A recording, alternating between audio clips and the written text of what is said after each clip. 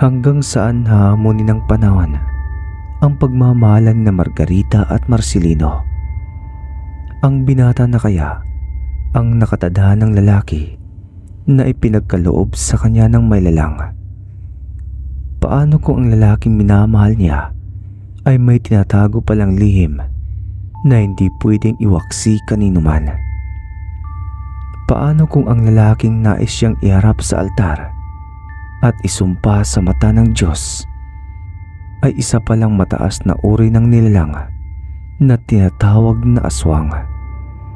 Sila ang marlikang nilalang na nanggaling pa sa kadatuan ng kanilang mga sinaunang ninuno.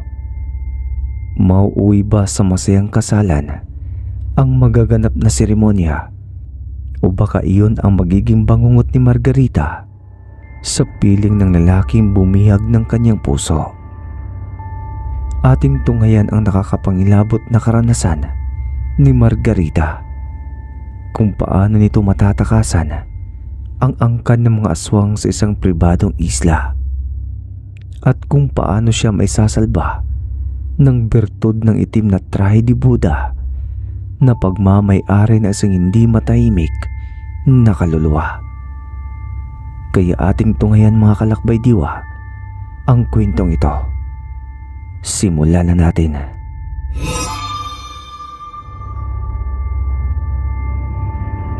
Mapagpalang araw, mga kadiwa.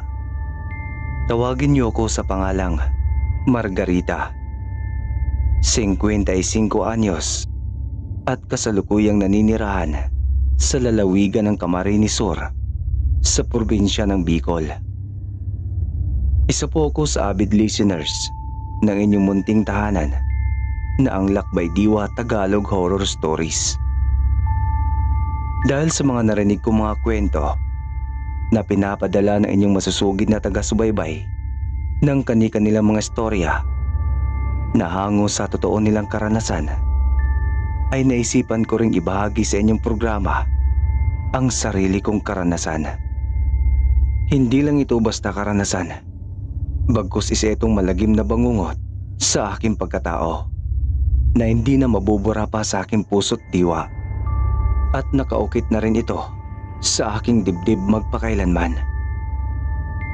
Mga kadiwa, isa pala akong matandang dalaga at hindi na nagawang maganap pa na makakatuwang sa buhay dahil sa masamang pangyayaring naganap sa aking pagkadalaga, na dapat sana'y ikakasal na ako sa lalaking iniirog ko ng lubos. Subalit ang kasalang iyon ay naging isang malaking kalbaryo at impyerno na kahit kailan ay hindi ko makakalimutan sa tanang buhay ko. Ang kwentong ibabahagi ko ay naganap sa taong dekada 80, kung saan ihaharap na ako sa altar ng lalaking nagpatibok ng aking puso. Subalit ang kasalang iyon ay nagdulot ng malagim na trahedya sa aking pagkatao. Taong 1987 ay nasa edad na ako na 19. Sa murang edad ko ay kakasal na ako sa lalaking minahal ko ng lubusan, na itago na lang natin sa pangalang Marcelino. Si Marcelino ay galing sa angkan ng maharlikang pamilya at tanyag sila sa kanilang probinsya sa Sarangani. Maimpluwensyang tao ang kanyang mga magulang at ilan pa nitong kamag-anakan. Nagmamay-ari rin sila ng ilang resort sa probinsya ng Mindanao. Bukod pa roon, ay meron din silang mansyon na nakatirik sa isang lehitimong isla sa Sarangani. Ngunit ang mansyon na iyon na nakatirik sa nasabing isla ay hindi dinarayo ng ibang mga tao at turista, dahil tanging pamilya at kamag-anakan ni Marcelino lamang ang pwedeng tumungo roon. Isa akong ulilang lubusan. Maagang namatay ang aking mga mahal sa buhay. Si Lola ang nagpalaki sa akin, at nang bawian din ito ng buhay, ay namuhay akong mag-isa. Lumuwas ako ng Maynila at nagtrabaho bilang receptionist sa isang hotel. Simula nang makapasok ako bilang hotel receptionist, ay gumaan ang aking buhay. At nabibili ko na lahat ang pangangailangan ko. Sa ilang buwan na pagtatrabaho ko sa nasabing hotel, ay doon ko nakilala si Marcelino. Isa ito sa mga VIP guest ng hotel at kakilala din ito ang may-ari ng hotel na pinapasukan ko. Noong una ko siyang makita, ay humanga ako sa taglay niyang kakisigan. Mala-Adonis kasi ang katawan niya at nag-uumapaw sa karisma. At kahit sinong babae siguro ay mabibiyag sa kagwapuhan ni Marcelino. Lalo na't may lahi itong Kastila. Sa ilang araw na pananatili nito sa hotel, ay nagulat na lang ako nang lapitan niya ako at nagpakilala. Formal itong magsalita at halatang edukadong tao. Noong araw na magpakilala ito sa akin, ay halos sumabog na ang puso ko sa kaba dahil para itong binatang kerubin na bumaba sa lupa galing sa kalangitan. Hanggang nga sa isang araw ay lumapit sa akin ang manager ng hotel at may ibinigay ito sa aking sobre. Binuksan ko ang sobre at naglalaman iyon ng nakatuping papel. At alam ko rin na isa itong maiksing liham. Marahan kong binuksan ang nasabing liham at nagulat lang ako sa nilalaman nito. Ayon sa nilalaman ng liham, ay nais akong maging kaibigan ni Marcelino. At gusto niya rin akong makasamang kumain sa loob ng kanyang VIP room. Halos nagitla ako sa nilalaman ng liham dahil hindi ko lubos akalain na interesado pala si Marcelino sa akin. At dahil labis akong humahanga sa kanya, ay tinanggap ko ang pakikipagkaibigan nito. Subalit hindi ako pwede tumungo sa loob ng kanyang kwarto para samahan itong kumain. Mahigpit kasi na patakaran yon sa pinapasukan kong hotel.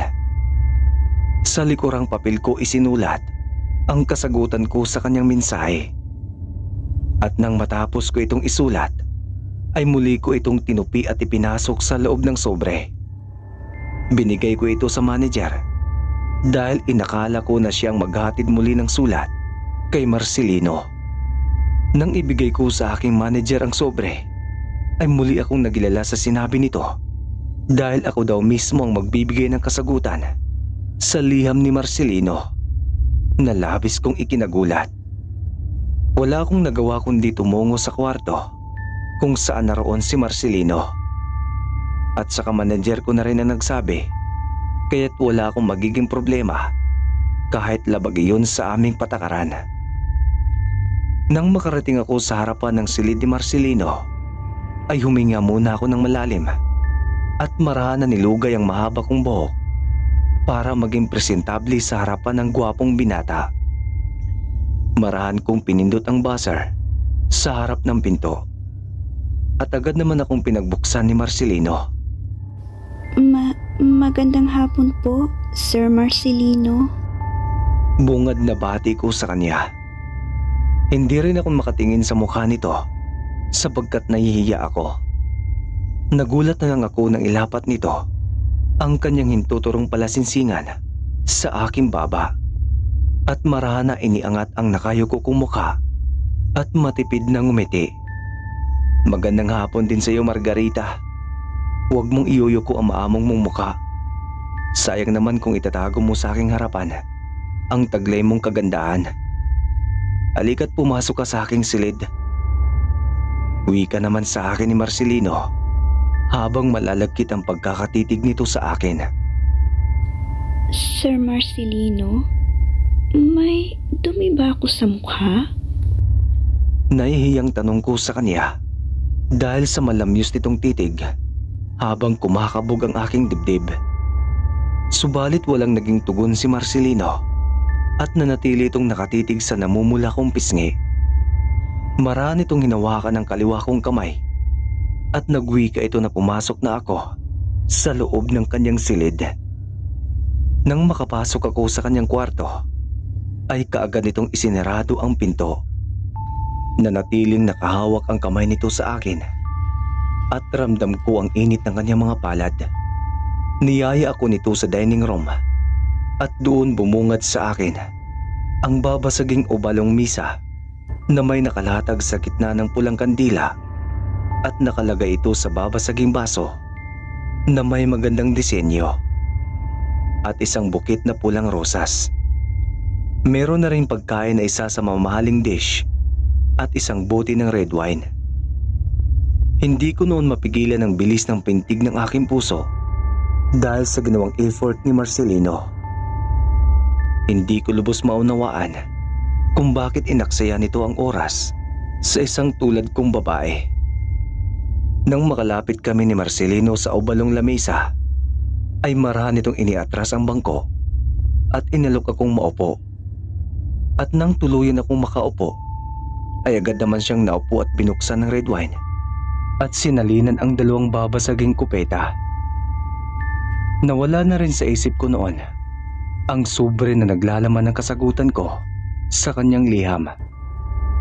Dahil nakatuon na ang atensyon ko sa gwapong binata at parang sasabog na rin sa kilig ang aking puso. Matapos nitong salinan ng dalawang babasaging kupeta, ay nagkampay kaming dalawa at marahan na ininom ang mamahaling alak. Iwan ko ba nung mga sandaling yon ay hindi ko magawang magsalita na tila para akong isang pepe at hindi makatingin ng diretso sa maamo nitong mukha. Margarita, nagustuhan mo bang inihanda kong lunch date natin? Tanong noon ni Marcelino matapos naming inumin ng red wine.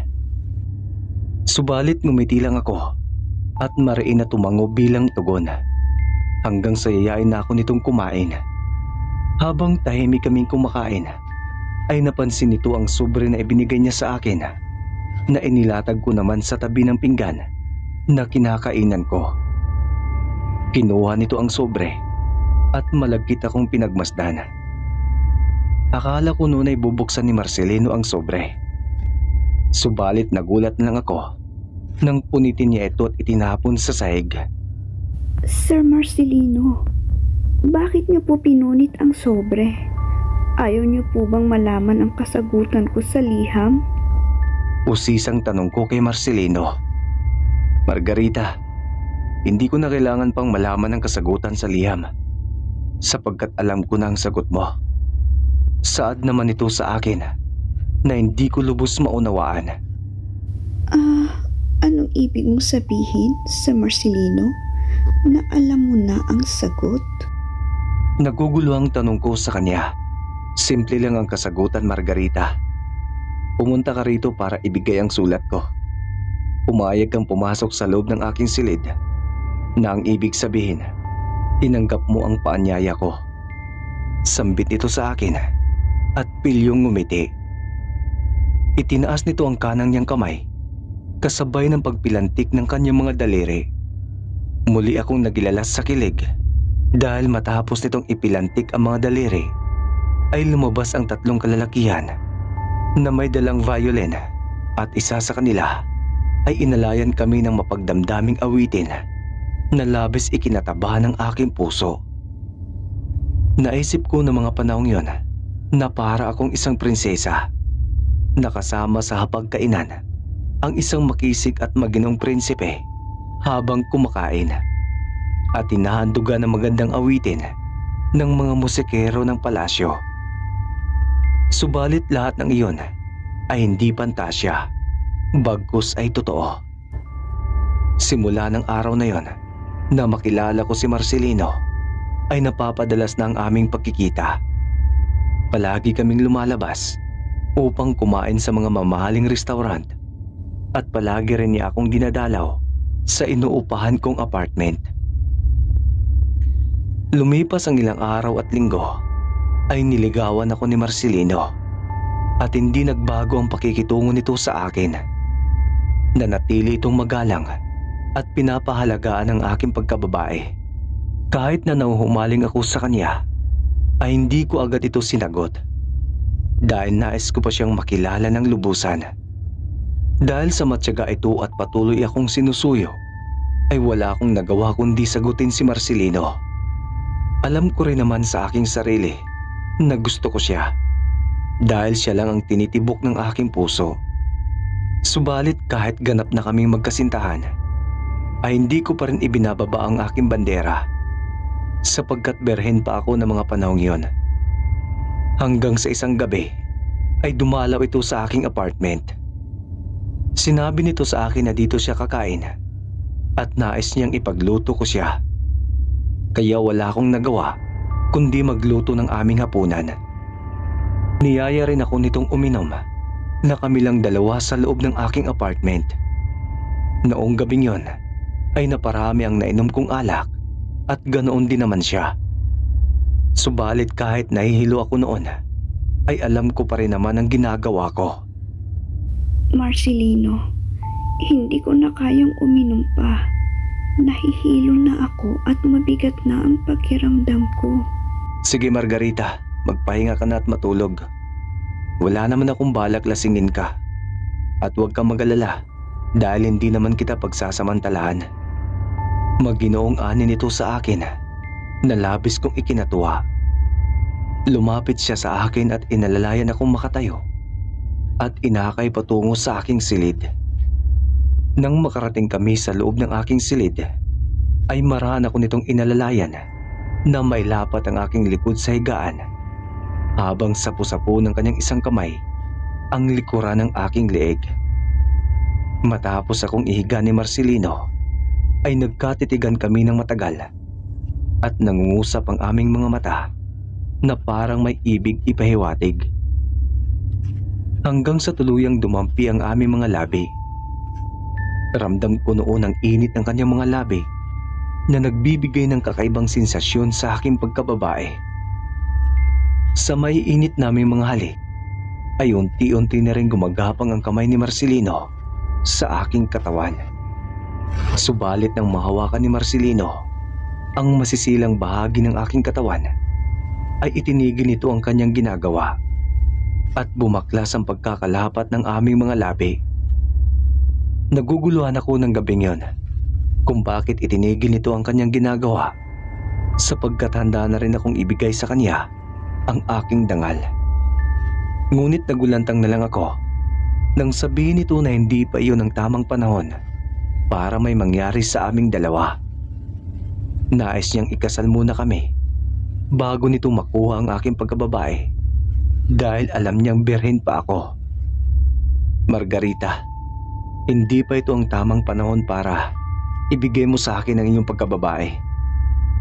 Nais kong pakasalan ka at iharap sa altar bago kita angkinin dahil ginagalang kita at pinapahalagaan ko ang iyong pagkatao. Margarita, will you marry me? Sambit noon sa akin ni Marcelino na labis ikinatuwa ng aking puso. Hindi ko akalain ng gabing yon na aalukin ako ni Marcelino ng kasal at hindi ko namalayan ang pagpatak ng mga luha sa aking mga mata. Oo, Marcelino. Malugod kong tinatanggap ang inaalok mong kasal. Mahal na mahal kita simula pa lang nang una kitang makilala. Salamat at iginalang mo ang aking pagkatao. Ako na yata ang pinakamaswerteng babae sa balat ng lupa.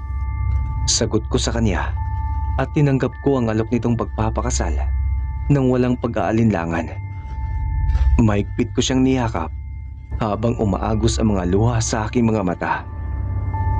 Marahas namang hinahaplos ni Marcelino ang aking likod habang nakabigki sa aking katawan ang dalawa niyang matitipunong braso. Nung gabing yon ay sa apartment ko natulog si Marcelino.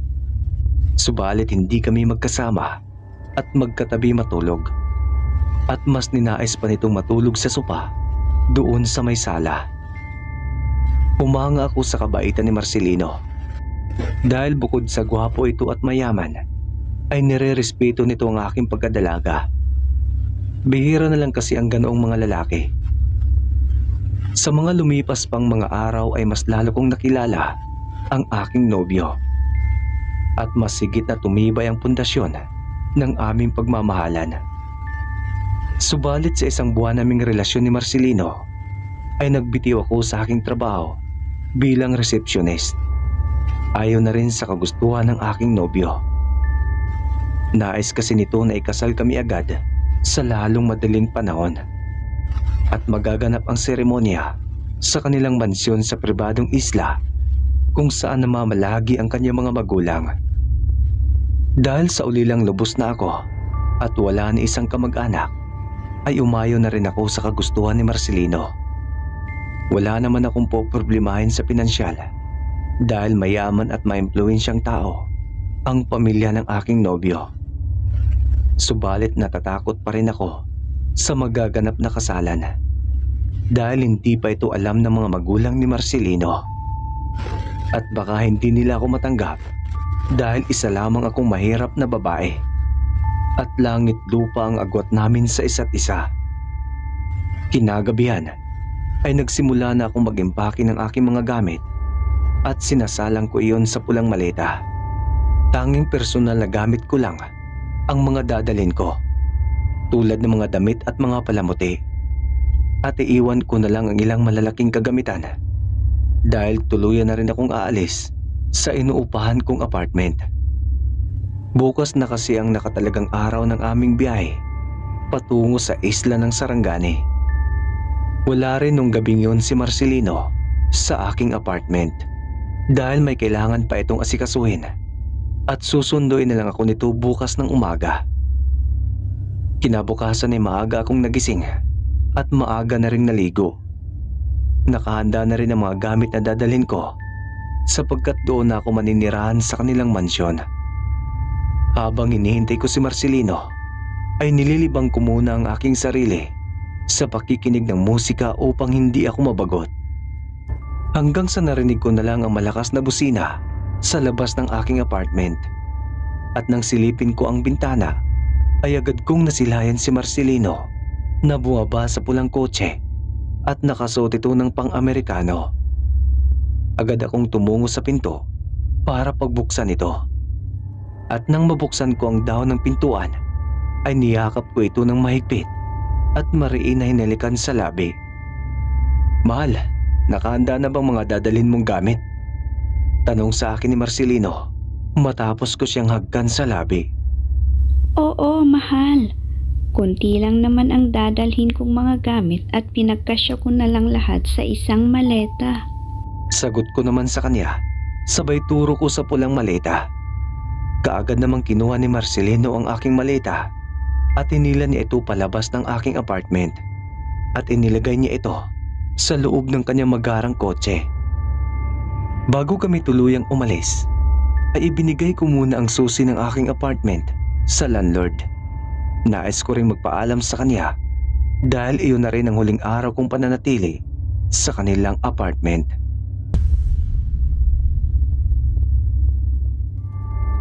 Matapos kong magpaalam at ibigay ang susi ng aking apartment, ay agad naman akong bumalik sa sasakyan sapagkat kailangan na naming umalis ni Marcelino. Marcelino, tara na. Umalis na tayo. Sambit ko noon sa aking nobyo nang makasakay ako sa loob ng kotse at doon ako naupo sa harapan sa tabi nito.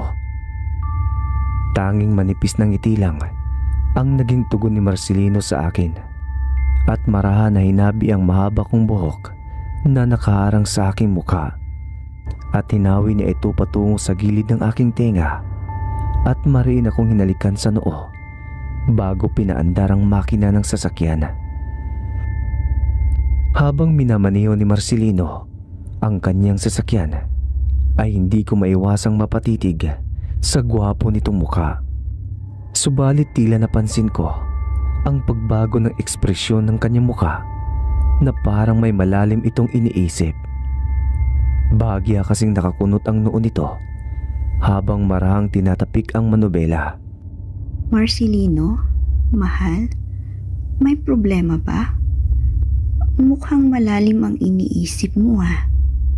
Tanong ko rito habang marahan na pinapatakbo ang kotse. Wala namang problema, Margarita. Bakit mo naman natanong ang bagay na yan? Sagot naman sa akin ni Marcelino at nakaramdam ako ng panlulumo sapagkat tanging pangalan ko lang ang nabanggit nito. Nasanay na rin kasi ako noon na tawagin ako nitong mahal bilang tawagan naming dalawa. Kasi naman napakaseryoso ng mukha mo at parang may malalim kang iniisip, mahal. Kaya't natanong ko ang bagay na iyon. Ani ko muli sa kanya at magiliw kong tinapunan ng ngiti. Ikaw talaga, Margarita. Siyempre tahimik lang ako sapagkat nakatuon ang aking sarili at mga mata sa kalsada. Alam mo naman na ikakasal na tayo at maraming kasabihan at pamahiin na lapitin daw ng disgrasya ang mga taong malapit ng ikasal. Kunot noong sagot nito sa akin habang sa kalsada nakatutok ang paningin nito. Lumipas ang ilang minuto naming biyahe ay narating na namin ang pribadong pantalan kung saan may isang puting yating nakadaong sa unahan ng malawak na karagatan. Ipinarada ni Marcelino ang kotse sa tabi ng malapad na kalsada at agad na bumaba ng sasakyan upang pagbuksan ako ng pintuan. Matapos kong makababa sa kotse, ay sunod naman itong ibinaba ang pula kong maleta. Nang makababa kami ni Marcelino ng sasakyan, ay isang lalaki ang kumuha ng aking pulang maleta at dinala ito sa puting yate. Inalalayan naman ako ng aking nobyo habang paakyat kami sa magarang yate na mismong pagmamay-ari ng pamilya ng aking kasintahan. Bago tuluyang umandar ang sinasakyan naming yate, ay ibinigay ni Marcelino ang susi ng kotse nito sa isang lalaking nakasuot din ng formal na damit.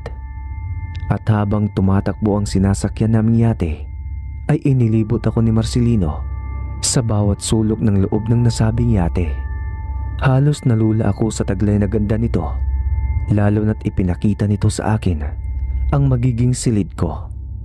Napakaaliwalas at nakakabigani rin ang mga disenyo nito dahil mayroong magagandang painting na nakasabit sa dingding. Meron din itong sariling kusina at sala na parang isang mamahaling bahay. Subalit ang ipinagtataka ko noon kung bakit walang ibang taong nakasakay sa loob ng yate kundi kami lang ni Marcelino at ang nagmamaniho ng kanilang yate na matagal nang naninilbihan sa kanila bilang butler ng kanilang pamilya. Margarita, tutungo lang ako sa kusina para magluto ng ating tanghalian.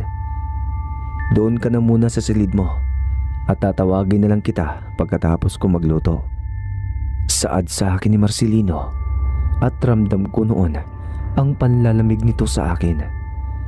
Buhat kasi na makasampa ako sa loob ng kanyang pulang kotse, ay nagbago na rin ang ikinikilos nito at tingin ko noon parang ibang Marcelino na ang kasama ko. Mahal, ako na lang kaya ang magluluto ng pagkain para sa lunch natin. Nakakahiya naman sa'yo kung ikaw pa ang magluluto para sa akin. Ikaw din, baka masanay ako. Malambing na ani ko naman sa aking nobyo at inalayan ko siya ng isang matamis na ngiti. Subalit nagulat ako sa reaksyon ng mukha ni Marcelino dahil imbis na matuwa ito sa sinabi ko, ay napakunot noo ito at mapaklang ngumiti na halatang napipilitan lang. Tingin ko tuloy parang hindi naman ako mahal nito dahil na rin sa ipinapakita nito sa akin. Muli akong sinabihan ni Marcelino na tumungo sa aking silid at pupunta na lang niya ako pagkatapos nitong magluto. Wala akong nagawa kundi sundin ito. Mabilis akong tumalikod sa kanya at maliksing naglakad patungo sa silid habang nakasimangot ang aking mukha. Nadidismaya kasi ako sa ipinapakitang ugali sa akin ni Marcelino. Tingin ko tuloy na hindi ko pa talaga lubusang kilala ang aking nobyo at tila marami pa itong tinatagong lihim sa kanyang pagkatao. Nang makapasok ako sa aking silid, ay agad kong binuksan ang pula kong maleta upang magbihis ng damit. Hindi kasi ako komportable sa suot ko, kaya naisipan kong magpalit ng damit sapagkat malamig din sa loob ng yate. Matapos kong makapagbihis, ay inilibot ko ang aking paningin sa bawat sulok ng dingding. Napansin ko ang ilang mga litrato na nakapaskil sa puting cardboard na nakasabit sa gilid ng dingding ng aking higaan. At dahil nabuboring ako sa loob ng silid, ay saglit akong lumapit sa mga nakapaskil na larawan at maigi kong pinagmasdan ang mga ito. Halos bawat litrato ay naroon si Marcelino, kasama ang ibang mga babae, mapa-Pilipina man o banyaga. Subalit ang umagaw sa aking atensyon ay ang lalaking nagmamaniho ng sinasakyan naming yate, dahil lahat ng larawang nakapaskil ay kasama rin ito at halatang malapit sila sa isa't isa ni Marcelino. Matapos kong pagmasdan ng mga lumang litrato ay naibaling ko ang aking mga mata sa kabinit na nakasadlak mismo sa kinatatayuan ko. Tila ba may bumubulong sa akin. Nabuksan ko ang nasabing kabinet at dahil sa mga himig na aking naririnig sa loob ng aking utak ay naisipan kong buksan ang kabinet. Subalit inila ko muna ang silid para hindi ako mahuli ni Marcelino, lalo na't wala akong pahintulot na pakialaman ang mga gamit nito sa loob ng yate. Bago ko buksan ang maliit na pintuan ng kabinet ay inuna ko munang tingnan ang laman ng drawer. Subalit nang hilahin ko ito ay hindi ko ito mabuksan dahil nakakandado ang mga ito, hanggang sa isang bagay ang biglang kumalansing sa ilalim ng kama na labis kong ipinagtataka. Kinilabutan pa nga ako noon at nagsitayuan ang aking mga balahibo. Kahit nakakaramdam ako ng kaba ay umupo ako ng paluhod upang silipin ang bagay na kumakalansing sa ilalim ng kama. Subalit nang tingnan ko ito ay biglang nawala ang kalansing at hindi ko rin maaninag ang ilalim ng kama dahil may kadiliman ito. Muli akong tumayo para maghanap ng flashlight at habang abala ko sa paghahanap ay muli kong narinig ang kalansing na nagmumula sa ilalim ng kama, hanggang sa tumilapon na lang ang isang bagay na iyon palabas ng kama at tumama ito sa aking mga paa. Halos napatakip na lang ako ng aking bibig sa labis na pagkagulat. Hindi ko akalain na hindi ako nag-iisa sa loob ng silid, bagkus may kasama ako na hindi ko pa matukoy kung tao nga ba ito o multo. Kaya't saglit akong nanalangin ng taimtim sa aking isipan, sapagkat nakakaramdam ako ng sindak at hilakbot ng mga oras na yon.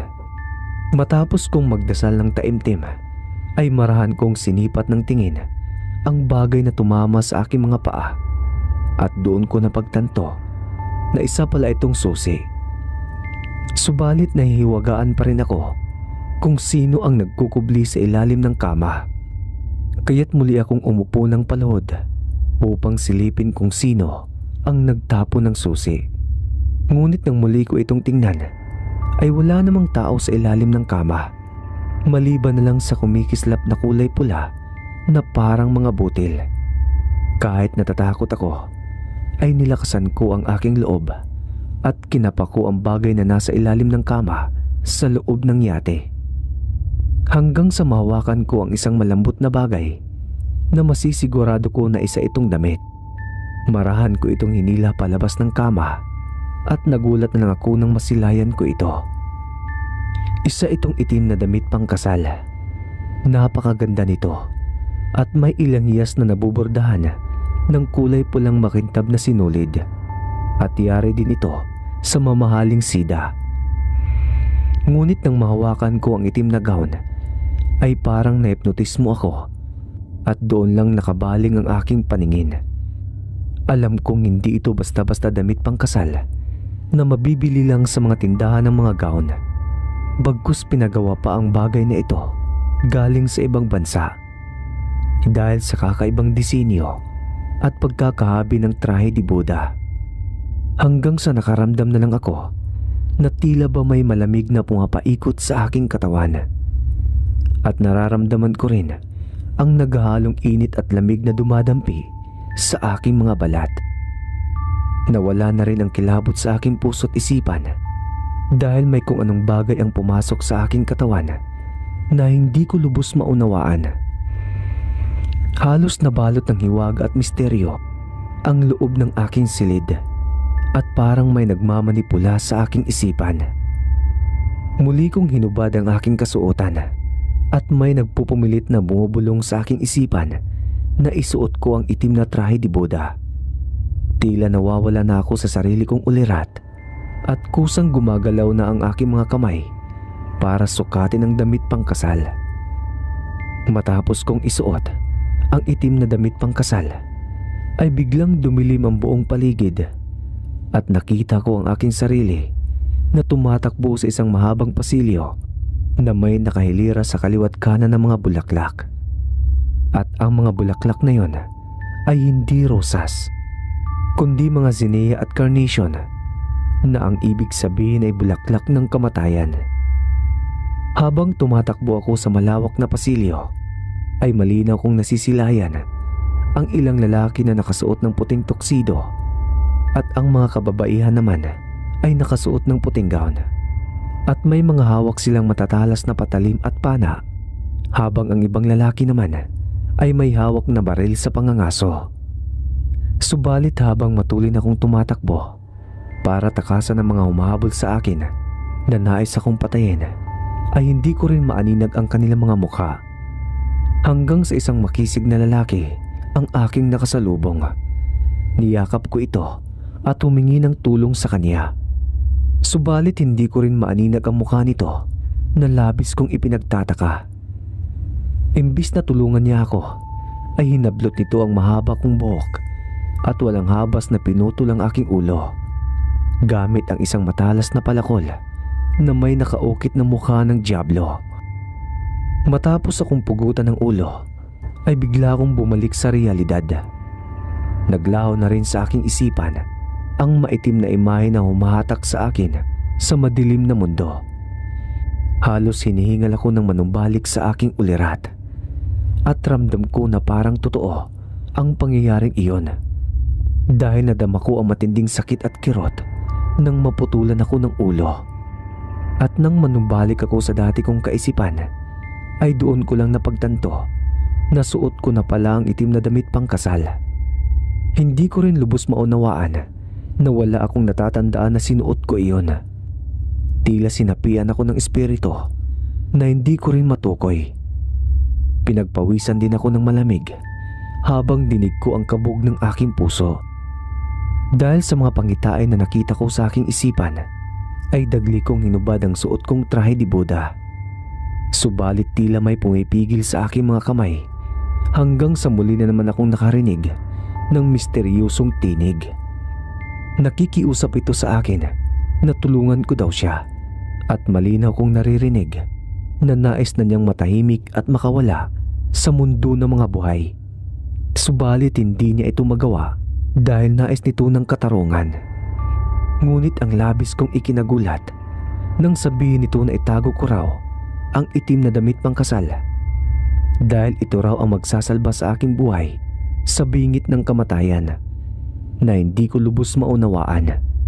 Tanging tinig lang kasi ang naririnig ko noon at hindi ito nagpapakita sa akin. Naisip ko rin na isa itong biktima ng karahasan na nais mabigyan ng katarungan ang kanyang kamatayan. Kaya't naisipan ko itong tanungin kung ano ang may tutulong ko sa kanya. Bini-bini, anong kailangan mo sa akin? Bakit hindi ka magpakita sa akin upang sabihin ang iyong hinaing? Tanong ko sa kaluluwang hindi matahimik. Margarita, ang lahat ng kasagutan sa iyong mga tanong ay nasa loob ng maliit na aparador na yan. At ang itim na trahe di boda ang magsasalba sa malagim na trahedya na iyong haharapin. Sambit na mahiwagang tinig sa akin na parang nanggaling pa sa malalim na hukay ang tinig nito. At alam din ito ang aking pangalan. Panganib? Anong ibig mo sabihin na panganib? Ano bang sinasabi mo? Utal kong tanong sa mahiwagang buses ng ligaw na kaluluwa. Makinig kang mabuti, Margarita. Ang itim na trahe di boda ay nilagyan ko ng bertud bago akong malagutan ng huling hininga. Isinumpa ko sa aking sarili bago ako paslangin na maghihiganti ako at pagbabayarin ko ang mga taong pumatay sa akin. Mga demonyo sila at mga walang awa. Pagpapaliwanag sa akin ng kaluluwa ng isang babae, ngunit naguguluhan pa rin ako sa mga sinasabi nito. Bertud? Anong bertud? Sino ka bang talaga? Ikaw ba ang may-ari ng itim na trahe de boda? Naguguluhang tanong ko noon sa kaluluwa ng babae. Subalit hindi na nagawang sagutin ng kaluluwa ang mga tanong ko. Dahil bigla na lang naglaho ang tinig nito nang umugong ang malakas na katok at tawag ni Marcelino sa aking pangalan. Hindi ko namalayan na pinipihit na pala nito ang doorknob ng pinto. Subalit nilak ko ito kaya't hindi niya mabuksan. Dahil sa mga sinabi noon sa akin ng babaeng kaluluwa, ay nais ko pa itong makausap ng masinsinan. Dahil ramdam ko na ito ang dahilan kung bakit nakakita ako ng malagim na pangitain sa aking sarili. Kaya't naisipan kong ilihim ang hiwaga at misteryong nasaksihan ko sa loob ng yate ni Marcelino. Mabilis kong hinubad ang suot kong itim na trahe de Buda at muli kong itinago sa ilalim ng kama kasama ang susi ng kabinet. Dagli kong pinulot ang aking mga damit sa sahig at tarantang isinuot. Matapos kong maisuot ang aking damit, ay inayos ko rin ang aking sarili upang hindi ako mahalata ni Marcelino dahil malakas pa rin ang kabog ng aking puso. Sumagi rin sa isipan ko noon na may koneksyon si Marcelino sa babaeng nagpaparamdam sa akin. Nang matapalan ko na ng damit ang hubad kong katawan, ay huminga muna ako ng malalim. Bago ko pinagbuksan ang pinto si Marcelino at pinilit ko talagang maging kalmado. Margarita, ano bang nangyari sa'yo? Kanina pa kita tinatawag ah. Bungad na tanong sa akin ni Marcelino na halatang naiinis ito. Nagbihis pa kasi ako ng bagong damit at saka galing din ako sa banyo sapagkat puputok na ang pantog ko. Palusot ko namang sabi kay Marcelino sapagkat may banyo naman sa loob ng aking silid at iyon na rin ang naisip kong rason. Ganon ba? Naririnig ko kasi na parang may kausap ka sa loob ng silid. Huwag mong sabihin na kinakausap mo ang sarili mo. Sambit muli nito sa akin at sa tono ng pananalita nito ay halatang nagdududa ito sa akin. Dahil habang nagsasalita noon si Marcelino ay pasulyap-sulyap ito sa kabinet sa tabi ng aking kama. Marcelino, hindi ako isang baliw para kausapin ang sarili ko. Siguro sintunado lang ang boses ko sa pagkanta kaya't nasabi mong may kausap ako sa loob ng silid. Iritang sabi ko naman sa kanya dahil napakalamig talaga ng pagtrato nito sa akin. Wala naman akong sinabing baliw ka. Ang sabi ko, parang may kausap ka sa loob ng silid. Muling paglinaw sa akin ni Marcelino. Hinawakan nito ang aking kamay at marahan akong hinila palabas ng silid dahil naihanda na raw nito ang aming tanghalian. Nakasimangot naman ako habang naglalakad kami patungo sa kusina at hindi ko man lang siya nagawang ngitian sapagkat naiinis ako ng sobra sa kanya.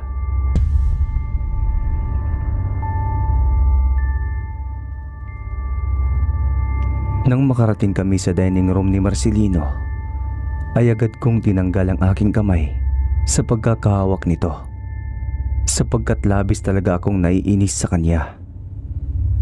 Margarita, bakit tila hindi maipinta ang iyong mukha? Galit ka ba sa akin?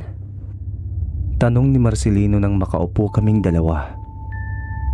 Sino bang hindi mapipikon sa sinabi mo kanina? Naiinis talaga ako sa'yo, mahal.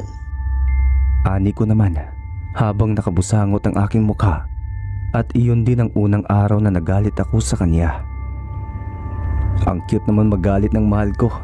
Margarita, huwag mong bigyan ng kahulugan ng sinabi ko sa iyo kanina. At saka hindi naman kita sinabihang baliw. Ikaw lang ang nag-iisip ng ganoong bagay. Kumain na nga lang tayo, mahal. Anya muli sa akin na agad namang ikinabago ng aking mood.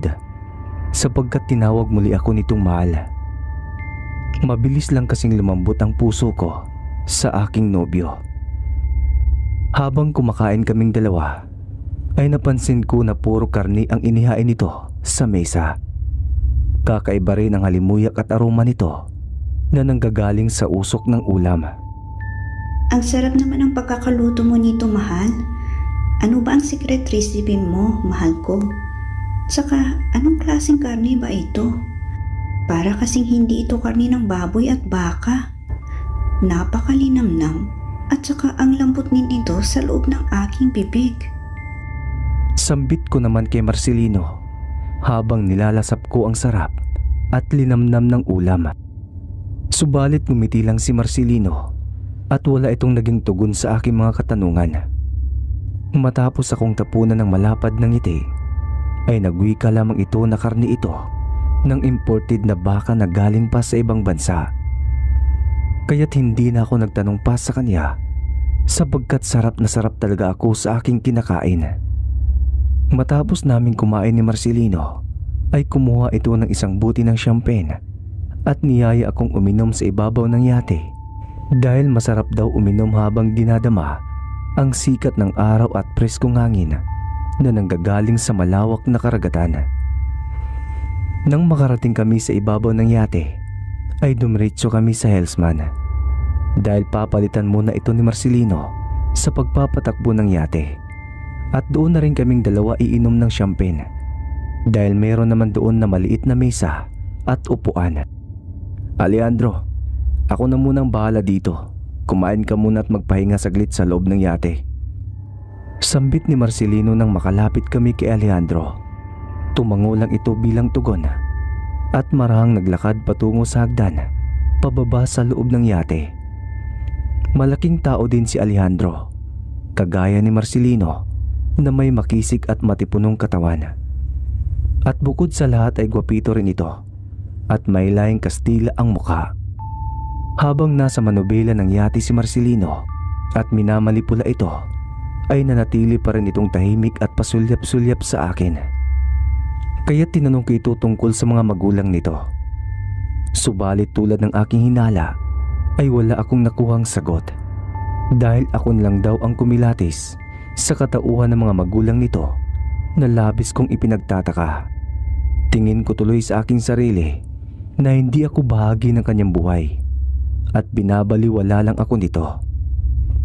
Dahil ayaw naman akong kausapin ni Marcelino, ay itinuon ko na lang ang aking sarili na pagmasdan ng malaasul na karagatan habang mailang ibon na lumilipad sa himpapawid. Marahan ko namang iniinom ang champagne na isinali nito sa aking babasaging kupeta. Kahit na naiinis ako sa ugali ng aking nobyo, ay hindi ko pa rin maiwasang pagmasdan ang maamo nitong mukha. Hindi ko may tatanggi sa aking puso't isipan na labis kong minamahal si Marcelino. Lumipas ang ilang saglit ay nagpaalam ako kay Marcelino na tutungo sa aking silid dahil nakakaramdam ako ng kaunting pagkahilo. Hindi ko alam kung tinamaan ba ako ng iniinom kong champagne o sadyang nalulula lang ako sa malawak na karagatan. Mahal, tutungo mo na ako saglit sa aking silid dahil nakakaramdam ako ng pagkahilo at saka nais ko ring maidlip. Magiliw kong sabi kay Marcelino. Sige mahal, magpahinga ka muna at huwag mo pala ikakandado ang pintuan. Pakiusap naman ito sa akin. Bago ako tuluyang pumunta sa aking silid sa loob ng yate, ay hinandugan ko muna ito ng mariinhalik sa labi at inalaya ng isang matamis na ngiti. Habang naglalakad ako pababa ng hagdan, ay bigla kong natanaw si Alejandro na nakaupo sa magarang sopa na halatang katatapos lang nito kumain. Nang bahagya akong makalapit sa kanyang kinasasadlakan, ay napatingin ito sa akin at manipis na ngumiti. Ginantihan ko rin ito ng ngiti at marahan na yumuko bilang tanda ng paggalang. Nahihiwagaan talaga ako sa kanilang pagkatao dahil katulad ni Marcelino ay tahimik din ito at hindi ko pa narinig ang boses nito simula nang ipakilala ito sa akin ni Marcelino. Nagpatuloy ako sa aking paglalakad hanggang sa marating ko na ang harapan ng aking silid na parang isang malaking cabin. Bago ako tuluyang pumasok sa loob, ay nag-sign of the cross muna ako at muling huminga ng malalim dahil alam ko na muling magpapakita sa akin ang kaluluwa na nagmamay-ari ng itim na trahe ni Buddha. Inilibot ko muna ang aking paningin sa buong sulok ng silid bago ako nahiga sa malambot na kama. Tinalasan ko rin ang aking pandinig at pandama na baka bigla na lang lumitaw sa akin ang kaluluwa ng babae. Hindi ko rin muna hinalugog ang laman ng nasabing kabinet kahit nasa akin na ang susi nito, sapagkat natatakot ako na mahuli ni Marcelino, lalo na't hindi ko ikinandado ang pinto ayon na rin sa sinabi sa akin ng aking nobyo. Habang nakahiga ako sa kama ay nakakaramdam ako ng kaba at hindi pa rin maiwasan na magsitayuan ang aking mga balahibo. Subalit habang nakikiramdam ako sa buong sulok ng silid ay dama ko na ang pagbigat ng aking mga talukap hanggang sa tuluyan na akong nakatulog. Sa muling pagmulat ng aking mga mata ay bumungad agad sa aking harapan si Marcelino. Nahalatang katatapos lang nitong maligo at natatakpan ng puting tuwalya ang ibabang bahagi ng kanyang katawan. "Magandang gabi sa iyo, mahal. Mukhang napasarap ang tulog mo dahil ginabi ka na ng gising. Nahihilo ka pa rin ba, mahal?" Malambing na sabi nito sa akin. Natuwa naman ako sa kanyang sinabi sapagkat malambing na naman ito sa akin at tinawag ulit ako nitong mahal. Magandang gabi din sa iyo, mahal. Pasensya ka na kung tinulugan kita at hindi kita nabigyan ng oras kanina, ha? Nahihilo talaga ako at saka nalulula kanina eh. Magiliw na tugon ko sa kanya. Nagulat na lang ako nang biglang lumapit sa akin si Marcelino at siniil ako ng madidiin na halik sa labi patungo sa aking leeg habang nakabigkis ang matipunong braso nito sa aking manipis na katawan. Labis akong nagagalak sa ginagawa nito sa akin, lalo na't bagong paligo ito at amoy na amoy ko ang aroma ng sabon na ginamit nito sa kanyang katawan. Hindi ko talaga maunawaan ang ugali ni Marcelino dahil para itong salat sa lamig at salat sa init dahil pabago-bago ang mood nito. Minsan malambing at minsan naman tahimik na parang walang pakialam sa akin. Nararamdaman ko rin noon na parang hindi umuusad ang sinasakyan naming yate. Kaya't naisipan kong tanungin si Marcelino tungkol sa bagay na yon. At sinabi naman ito sa akin na saglit muna nilang pinatay ang makina ng yate. Mahal, nagugutom na ako. Nakapagluto ka na ba ng ating hapunan? Tanong ko kay Marcelino habang malagkit ako nitong pinagmamasdan at pinupog ng halik ang magkabila kong pisngi. Oo naman, mahal, nakapagluto na ako ng hapunan habang mahimbing kang natutulog kanina. Pero bago tayo tumungo sa dining room ay kakainin muna kita dito sa loob ng silid. Pilyong sabi sa akin ni Marcelino na labis ikinamula ng aking mukha. Akala ko noon ay seryoso ito sa kanyang sinasabi dahil unti-unti nang gumagapang ang kanyang mga kamay sa aking balakang at napapikit na nga ako ng aking mga mata. Subalit nadismaya na lang ako nang itigil nito ang kanyang ginagawa at muli akong hinagkan ng magalang na halik sa noo. Kahit na nadismaya ako sa ginawa nito ay hindi ko nagawang magalit sa kanya sapagkat napakalambing nito sa akin.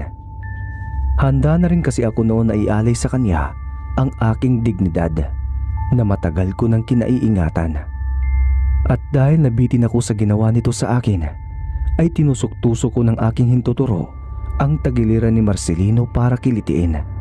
At nagawa ko pang kagatin ito sa braso sa labis na panggigigil ko sa kanya. Hindi naman ito nagalit sa akin nang kagatin ko ng malakas ang kanyang matipunong braso. Bagkus ngumiti pa ito at banayad na hinaplos ang mahaba kong buhok at muli akong hinalikan sa labi. Abot langit ang namumutawi noon sa aking sarili dahil sa pagkikitungo sa akin ng pinakamamahal kong lalaki. At napaisip pa ako noon na sana'y palaging ganoon ang mood ni Marcelino sa akin. Binuhat ako nito at kalong-kalong na dinala sa dining room kung saan nakahanda na ang aming hapunan. Habang nakakalong ako sa dalawa nitong bisig, ay pinipisil ko ang matangos nitong ilong. Hanggang sa natigilan na lang ako dahil naroon pala si Alejandro sa mesa at hinihintay kami ni Marcelino para kumain. Marcelino, mahal, ibaba mo muna ako. Nakakahiya naman kay Alejandro. Ani ko sa aking nobyo dahil nakaramdam ako ng hiya sa ginagawa nito sa akin. Nang maibaba ako ni Marcelino at lumapat ang aking mga paa sa sahig, ay saglit kong itinikom ang aking bibig at marahan na umupo sa hapagkainan. Alejandro, pasensya ka na ha. Ito kasing si Marcelino parang bata. Anya ko naman sa makisig na butler ng aking nobyo at napabulalas na lang ako nang magwika ito.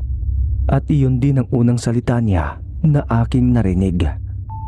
Ate Margarita, huwag po kayong humingi ng paumanin sa akin. Isip bata talaga itong si Marcelino. Sambit sa akin ni Alejandro na labis kong ikinagulat sapagkat napakakaswal lang nitong magsalita sa harapan ng kanyang amo. Matapos iyon sabihin ni Alejandro ay humalakhak na malakas si Marcelino habang tinatapik ang malapad na balikat ni Alejandro. Marcelino, mahal, bakit ka tumatawa? At saka ano ba ang nakakatawa sa sinabi ko kay Alejandro? Usisang tanong ko sa aking nobyo hanggang sa napabulalas na lang ako nang sabihin ni Marcelino na bunso niyang kapatid si Alejandro. Subalit kapatid niya lang ito sa ama dahil magkaiba ang kanilang ina. Sa madaling sabi ay stepbrother ni Marcelino si Alejandro. Dahil sa aking nalaman ay malakas kong hinampas ng aking mga palad si Marcelino dahil nagawa pa nitong ilihim sa akin na bunso pala niyang kapatid si Alejandro. Ate Margarita, huwag ka nang mahiya sa akin. Hanggat kaya mong ngumiti ay ngumiti ka. Sulitin mo ang ilang nalalabing araw na maging masaya ka. Malay mo, hindi mo na yun magagawa sa mga susunod pang mga araw.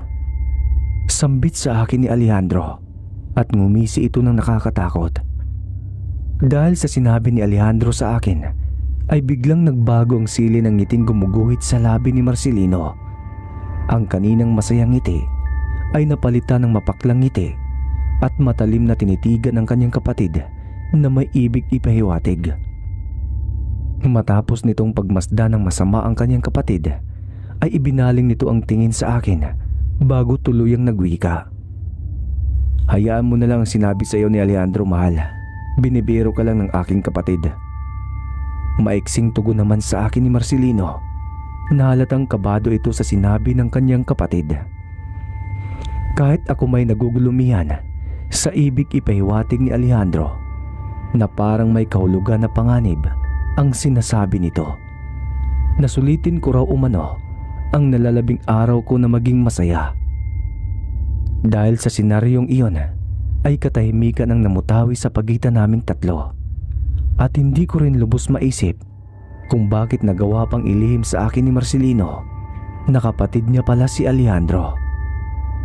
Matapos naming kumain ay sinabihan ko ang aking nobyo na ako nang maghuhugas ng mga pinggan sapagkat nakakahiya naman na ito pa ang maghuhugas lalo na't babae ako.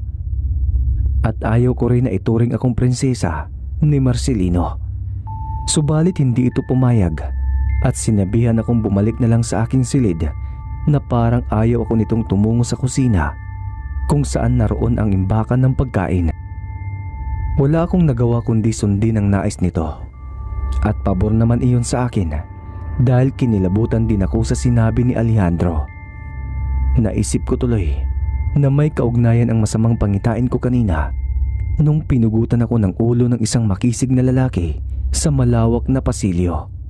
At batid kong naganap iyon sa isang kasalan dahil na rin sa mga kasuotan ng mga taong tumutugis sa akin. At suot ko rin ang itim na trahe di Buddha nang mangyari iyon. Nang makarating ako sa loob ng aking silid, ay muli kong inilinga ang aking paningin sa kabinet. Tila may anong bagay o magnito na umuudyok sa akin na buksan ko ang nasabing kabinet. Kaya't mabilis akong pumunta sa pintuan ng silid para ikandado ito at agad na tumungo sa ilalim ng kama para kunin ang susing itinago ko katabi ng damit pangkasal. Nang malaya kong makuha ang susi, ay dagli kong sinusihan ang drawer at nagulantang ako nang buksan ko ito sapagkat puro larawan ng mga babae ang naroon at mayroon din mga kagamitang pambabae tulad ng mga hikaw, singsing, kwintas at makukulay na pulseras. Lahat ng litrato na nakasalangsang sa loob ng drawer ay lahat ginupitan na parang may inalis na tao, ayon na rin sa postura ng pagkakahati. Napansin ko rin na lahat ng palamuti na suot ng kababaihan ay kahalintulad ng mga palamuti na nasa loob ng nasabing drawer. Matapos kong suriin ang mga larawan, ay naisipan kong buksan ang pintuan ng kabinet. Halos nanginginig pa ang aking mga kamay habang pinapasok ang susi sa siradura. Nang mabuksan ko ito, ay bumungad sa akin ang isang maliit na lumang baol. Subalit nakakandado ito at may maliit na yabe na kailangan buksan. Sinubukan kong buksan ito gamit ang susi ng kabinet, ngunit hindi ito angkop sa maliit na yabe. Kinapak ko ang bawat sulok ng kabinet hanggang sa mahawakan ko ang isang maliit na susi at nasisigurado ko na ito ang susi na aangkop sa nasabing yabe. Hindi nga ako nabigo sapagkat nabuksan ko nga ang maliit na baol at nagulantang na naman ako sa laman nito. Nais ko sanang sumigaw ng mga oras na yon, subalit pinigilan ko ang aking sarili. Isang putol na daliri ang laman ng lumang baol at may suot pa itong gintong singsing. Sa itsura ng daliri ay halatang naagnas na ito at masasabi ko na daliri ito ng isang babae. Bukod sa putol na daliri ay nasipat ko rin ng aking mga mata ang isang nakatuping larawan na halos may kalumaan na ito. At nang buklatin ko ang larawan na iyon, ay halos mamilog ang aking mga mata dahil malinaw kong nasisilayan ang larawan ng isang babae at lalaki na nakasuot ng damit pangkasal. Ang labis na nagpagulantang sa akin ay kung bakit si Marcelino ang nasa lumang litrato habang ang babae naman ay kawangis ko at suot nito ang itim na trahe di Buda. Tumutugma rin ang suot nitong singsing sa putol na daliri na nakapaloob sa lumang baol. Dahil sa aking nasaksihan, ay malinaw na sa akin ang lahat. Ang kaluluwang humihingi sa akin ng tulong ay walang iba kundi ang babae na nasa larawan, nakawangis ko pa. At siya rin ang nagmamay-ari ng itim na damit pangkasal. Subalit palaisipan pa rin sa akin kung bakit nasa larawan si Marcelino. Kung siya nga ba ang nasa litrato, ay ibig sabihin lang nito ay dati niyang kinakasama ang babaeng nasa larawan. Batid kong maraming hiwaga ang bumabalot sa katauhan ng aking nobyo. Dahil sa aking kuryosidad at mga agam-agam na pumapasok sa aking isipan, ay kailangan ko talagang muling makausap ang kaluluwa ng babae na nais humingi ng tulong sa akin. At nahihiwagaan pa rin ako sa bertud na sinasabi nito sa suot niyang itim na trahe di Buda. Habang napapaisip ako noon tungkol sa mga larawan at putol na daliri na aking natuklasan sa loob ng kabinet, ay napagitla na lang ako sa ilang katok na umuugong sa pintuan. Kaya't dagli kong ibinalik ang lumang baol sa loob ng kabinet at muli itong ikinandado.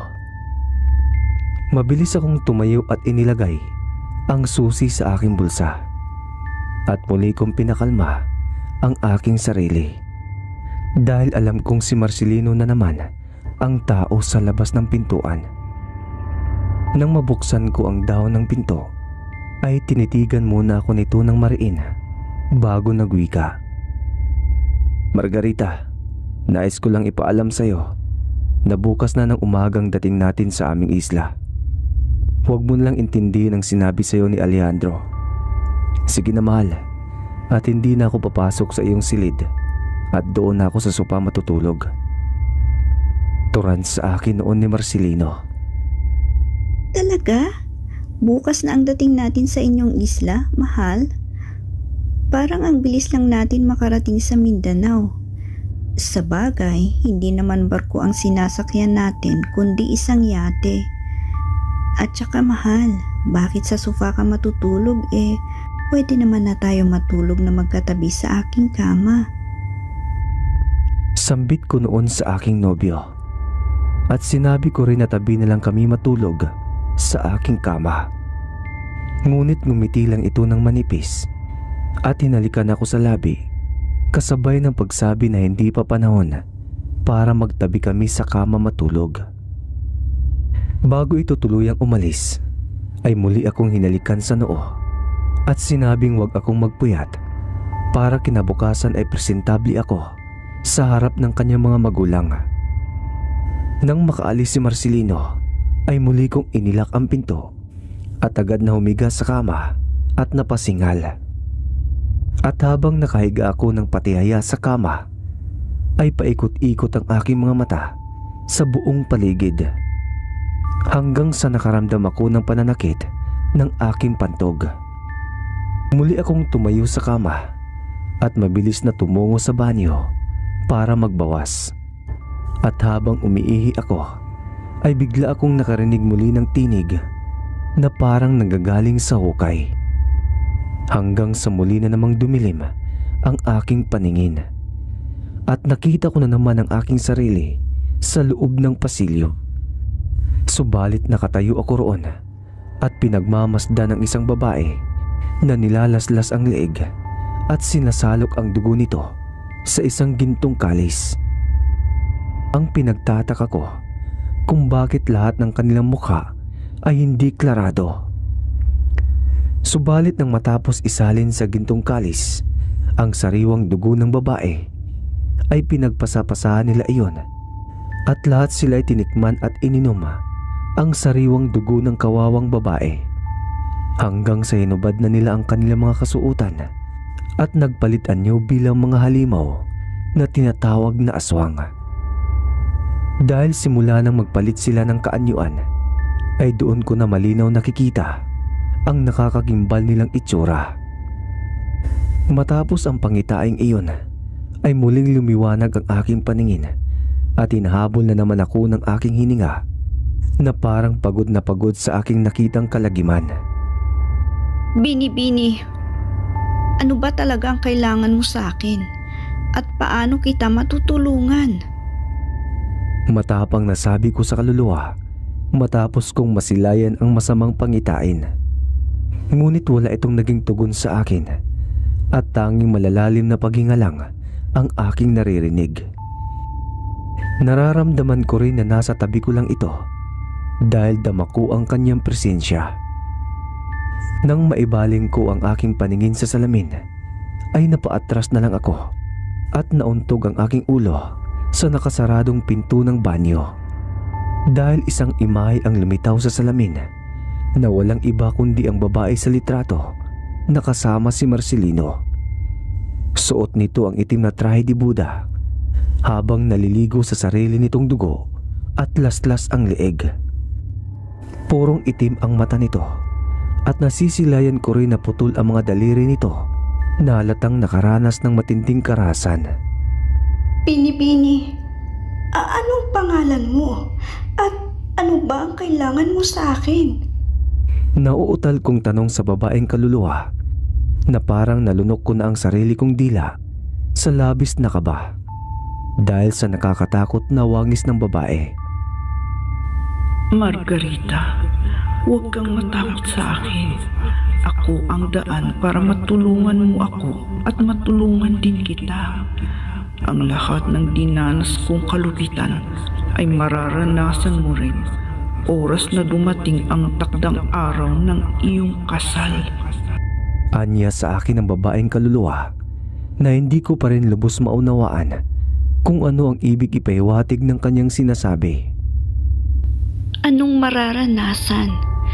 Hindi kita lubos maunawaan. May kinalaman ba si Marcelino sa iyong pagkasawi? Usisang tanong ko ulit sa babaeng kaluluwa At nang sandaling iyon ay hindi na ako nauutal, sapagkat wala naman akong nararamdamang peligro sa kanya. Subalit wala akong nakuhang kasagutan sa aking mga katanungan sa kaluluwa. Bagkus isang tinta ng dugo ang kusang gumuguhit sa salamin at nakalika ito ng isang pangalan na Estela. At sa babang bahagi ng kanyang pangalan ay nakalimbag ang salitang Berhing Alay. Estela? Berhing Alay? Mahinang basa ko sa nakalimbag na sulat. At matapos ko iyon basahin, ay biglang naglaho ang nakalimbag na sulat na nagmula sa dugo. At kasama rin naglaho ng parang bula si Estela. Estela? Saglit! Malakas na turan ko upang sabihin na huwag muna siyang umalis, sapagkat marami pa akong mga bagay na nais kong itanong sa kanya. Matapos maglaho noon ni Estela, ay agad akong lumabas sa banyo at muling naupo sa kama habang nakasandal ang manipis kong likod sa puting dingding. At habang nakaupo ako, ay sarit-samong mga bagay ang gumugulo sa aking utak. Para kasing palaisipan ang mga sinasabi sa akin ni Estela na kailangan ko pang buuin para makuha ang tamang kasagutan. Hanggang sa isang desisyon ang bumuo sa aking puso't diwa, at kailangan kong tatagan ang aking sarili sapagkat mukhang may panganib na akong kakaharapin. Ayon na rin sa sinasabi ni Estela na mararanasan ko rin ang kanyang naranasan.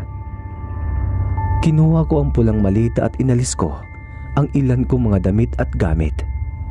Muli akong lumuhod para kunin ang itim na trahe de Buddha sa ilalim ng kama.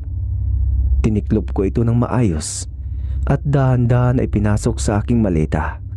Kinuha ko rin ang baol sa loob ng kabinet at itinabi ko ito sa tabi ng damit pangkasal, at muling sinalansang ang aking mga damit at gamit upang ikubli ito. Matapos kong mailagay muli ang aking mga kagamitan sa pulang maleta, ay naisipan kong mahiga muna dahil sumasakit na naman ang aking ulo.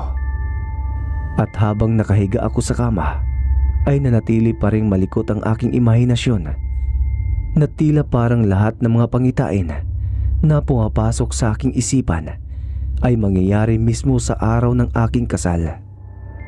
Sa aking pagmumuni-muni ay muli akong dinalaw ng antok hanggang sa tuluyan na nga akong nakatulog. Sa muling pagmulat ng aking mga mata ay bumungad sa akin ang maamong mukha ni Marcelino. Marcelino? Mahal? Paano ka nakapasok sa aking silid? Bungad na tanong ko sa aking nobyo. Margarita, kanina pa ako katok ng katok. Subalit hindi mo ko pinagbubuksan ng pinto. At naisip ko rin na baka natutulog ka pa. Kaya ginamit ko na ang duplicate ng susi ng kwarto ng cabin. Nais kitang gisingin dahil narito na tayo sa aming isla.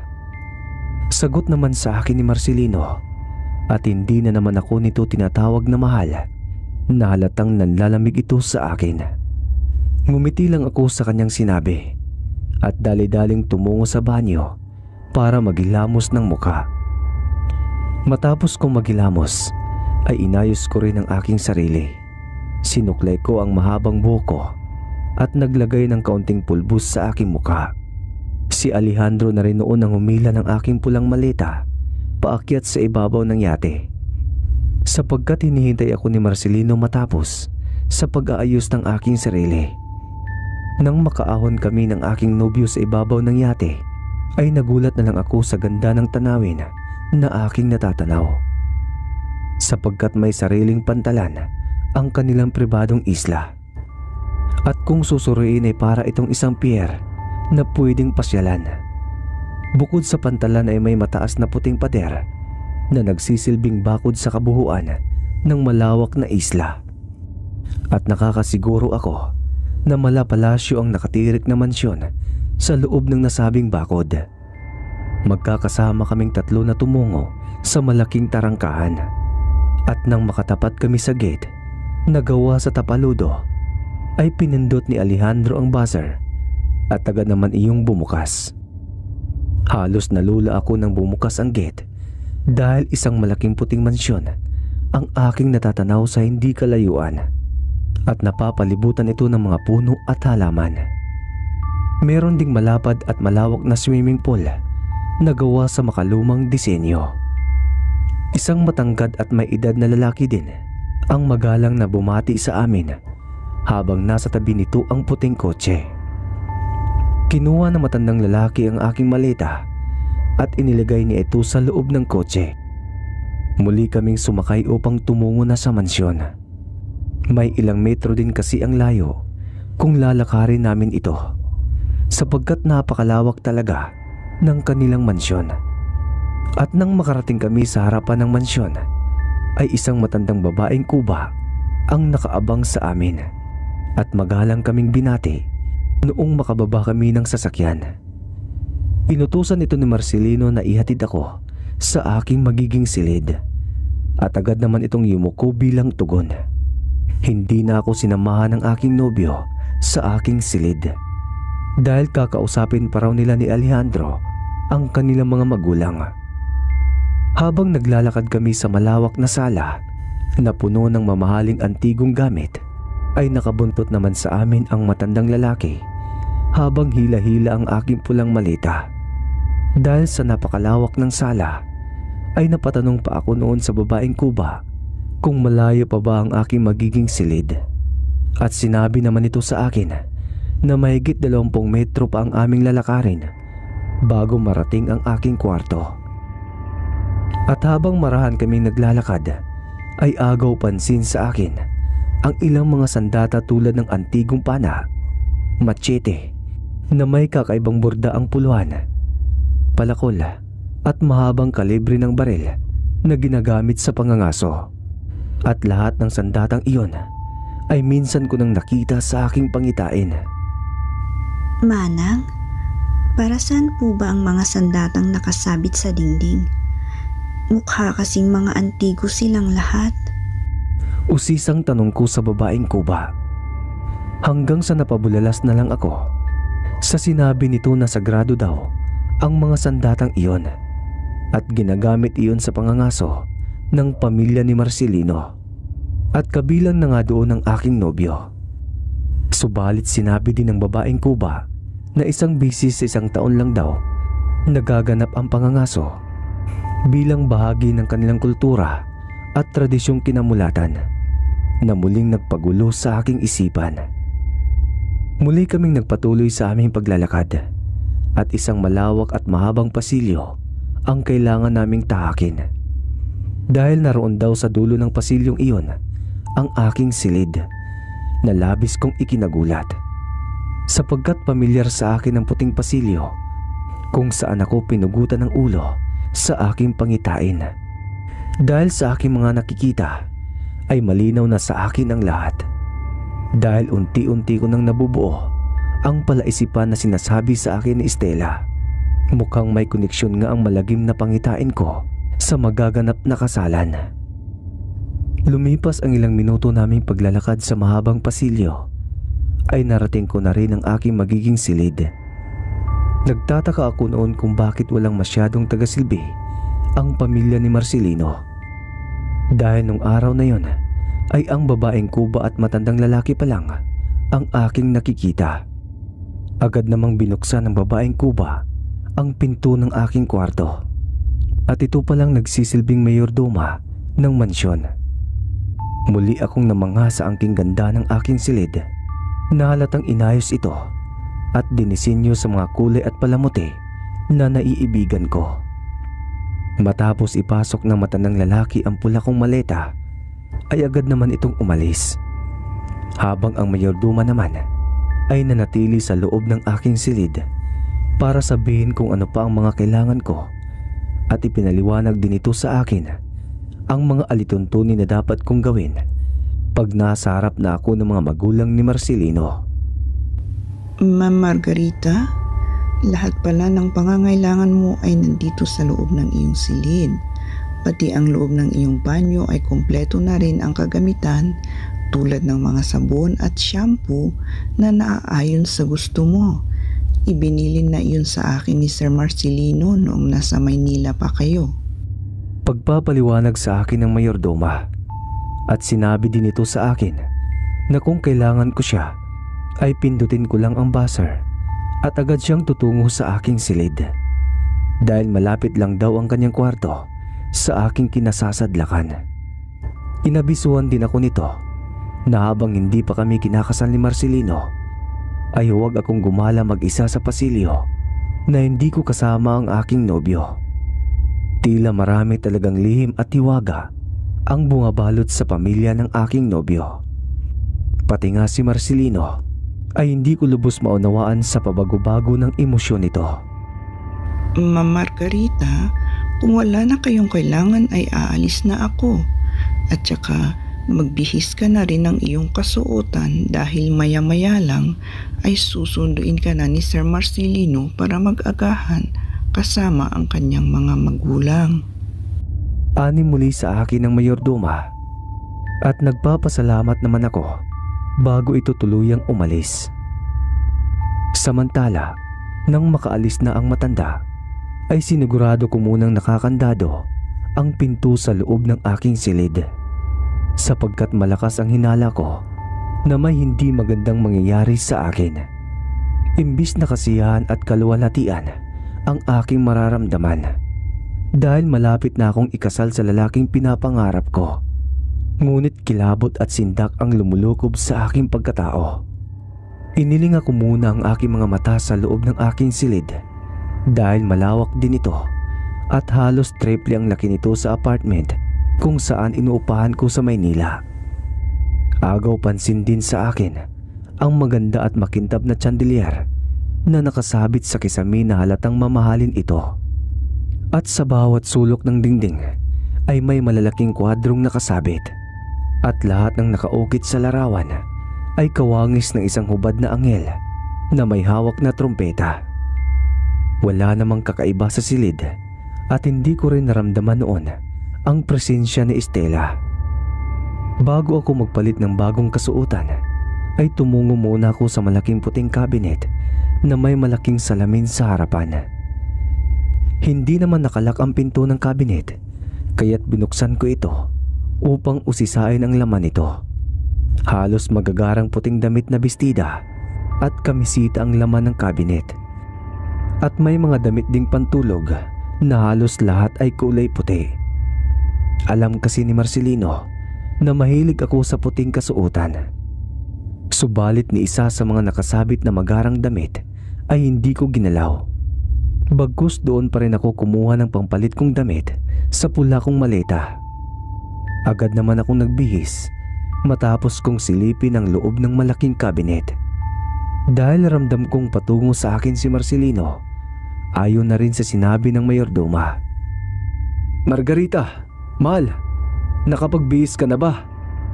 Sambit sa akin ni Marcelino habang marahan na kinakatok ang pinto ng aking silid. Saglit lang, mahal. Sagot ko naman sa kanya habang inangat ko ang asul na leggings pataas sa aking balakang. Matapos kong makapagbihis ng aking kasuotan ay agad akong lumabas ng aking silid at hindi na rin nagawang pumasok ni Marcelino sapagkat nagmamadali na kaming dalawa dahil naghihintay na ang kanyang mga magulang sa hapagkainan. Magkahawak ang aming mga kamay ni Marcelino habang naglalakad palabas ng pasilyo. At habang tahimik kaming naglalakad ay nakikita ko ang matinding kalungkutan sa mga mata ng aking nobyo. At ganoon din ang nararamdaman ko buwat ng tumugma at umakma ang mga pangitain at palaisipan na gumuguhit sa aking utak. At iniisip ko noon na sana ay nagkamali lang ako ng aking hinala. Nang makarating kami ni Marcelino sa bukana ng pasilyo, ay muli kong nasilayan ang mga antikong sandata sa malapad na puting dingding ng sala. Hanggang sa may baling ko na lang ang aking paningin sa malawak na dining room kung saan natatanaw ko na ang dalawang bulto ng katawan ng tao. At nasisiguro kong Mga magulang ito ni Marcelino. Kahit may katandaan na sila, ay litaw pa rin sa kanilang itsura ang kagandahan at kakisigan ng ama't ina ng aking kasintahan. At halata rin sa mukha ng kanilang ama ang pagkabanyagang hubog ng pagkatao nito. Ma'am, Dad, pinapakilala ko sa inyo si Margarita, ang maganda kong nobya at magiging katipan ko na rin. Pagpapakilala sa akin ni Marcelino. Matapos akong ipakilala nito sa kanyang mga magulang, ay magalang ko silang binati at inalaya ng isang matamis na ngiti. Napakaganda pala ng iyong kasintahan, Marcelino. Kawangis na kawangis siya ng babaeng huling inalay natin noong nakaraang taon. Margarita, maupo ka at saluhan mo kami sa aming agahan.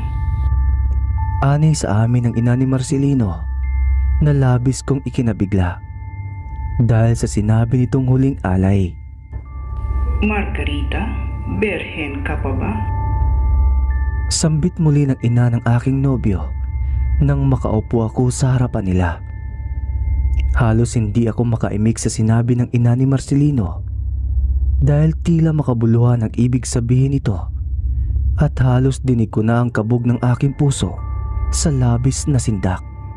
Dahil sa natamimi ako ng sandaling yon, si Marcelino na ang sumagot sa tanong ng kanyang ina at sinabi nito na berhen pa ako.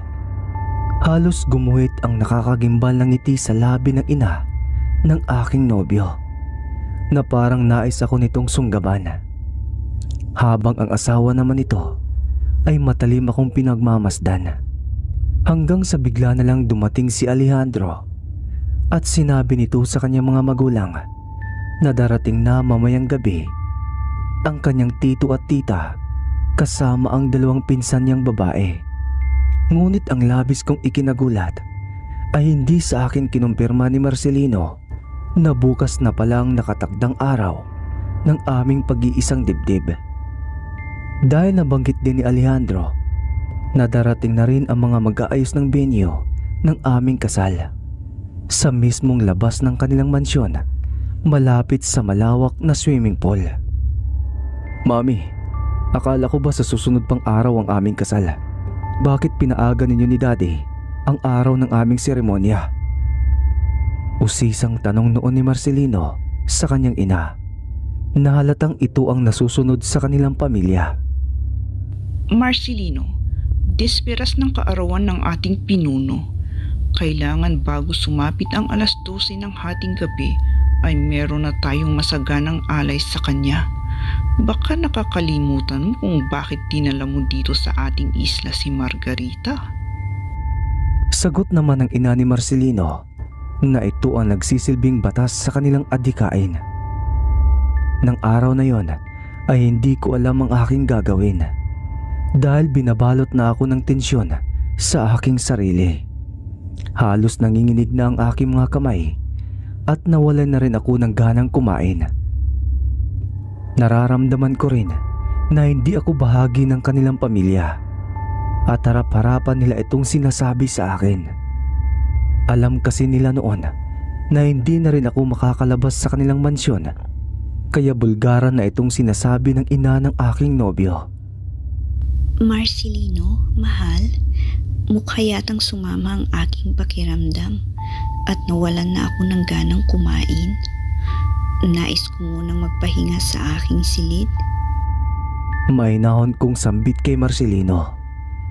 Matapos ko iyong sabihin sa kanya, ay hinawakan ni Marcelino ang aking noo at naramdaman niya na bahagyang mainit ang aking pakiramdam na halatang lalagnatin ako ng mga sandaling yon. Ngumiti ito sa akin at nagwikang ihatid niya ako sa aking silid. Napansin ko rin na tinitigan ng masama ni Marcelino ang kanyang mga magulang bago namin tuluyang lisanin ang hapagkainan. Habang naglalakad kami ng aking nobyo, ay palihim kong sinipat ng tingin ang matandang lalaki na halatang minamanmanan ang bawat ikinikilos ko. At nang makarating kami sa aking silid, ay tinawag ng aking nobyo ang kanilang mayordoma gamit ang buzzer at inutusan itong kumuha ng maiinom kong gamot. Dagli naman itong kumilos na halatang tapat itong naninilbihan sa aking nobyo. Mabilis namang nakabalik ang babaeng kuba, bitbit ang aking gamot at maligamgam na tubig, at nanatili ito sa loob ng aming silid.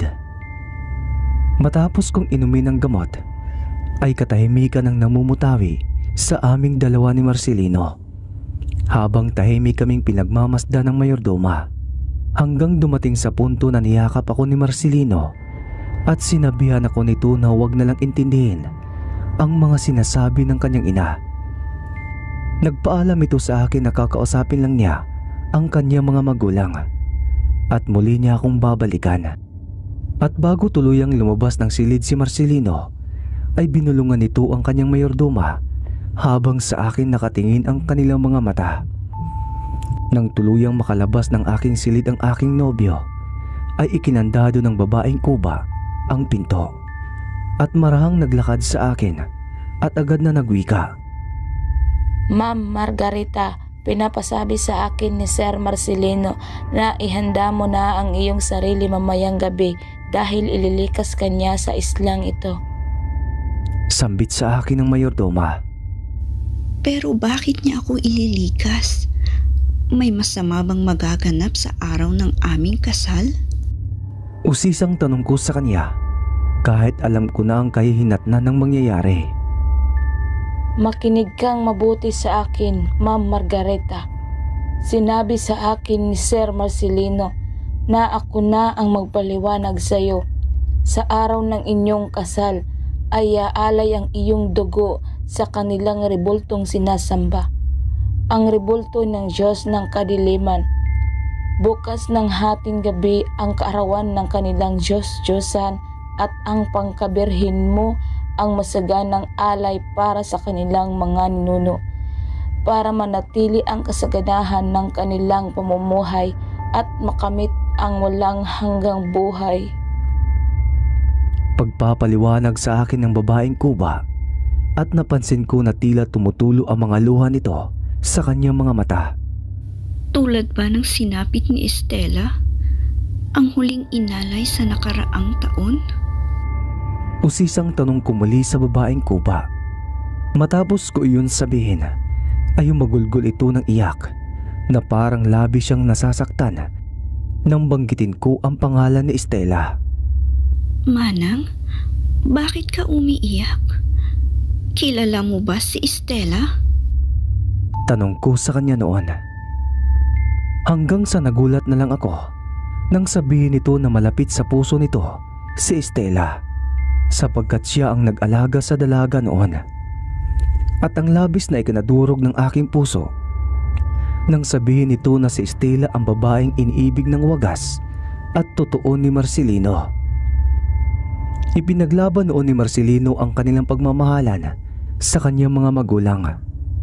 Subalit tutol ang mga ito hanggang sa dumating ang araw ng pag-aalay at walang nakuhang berhin ang pamilya ni Marcelino.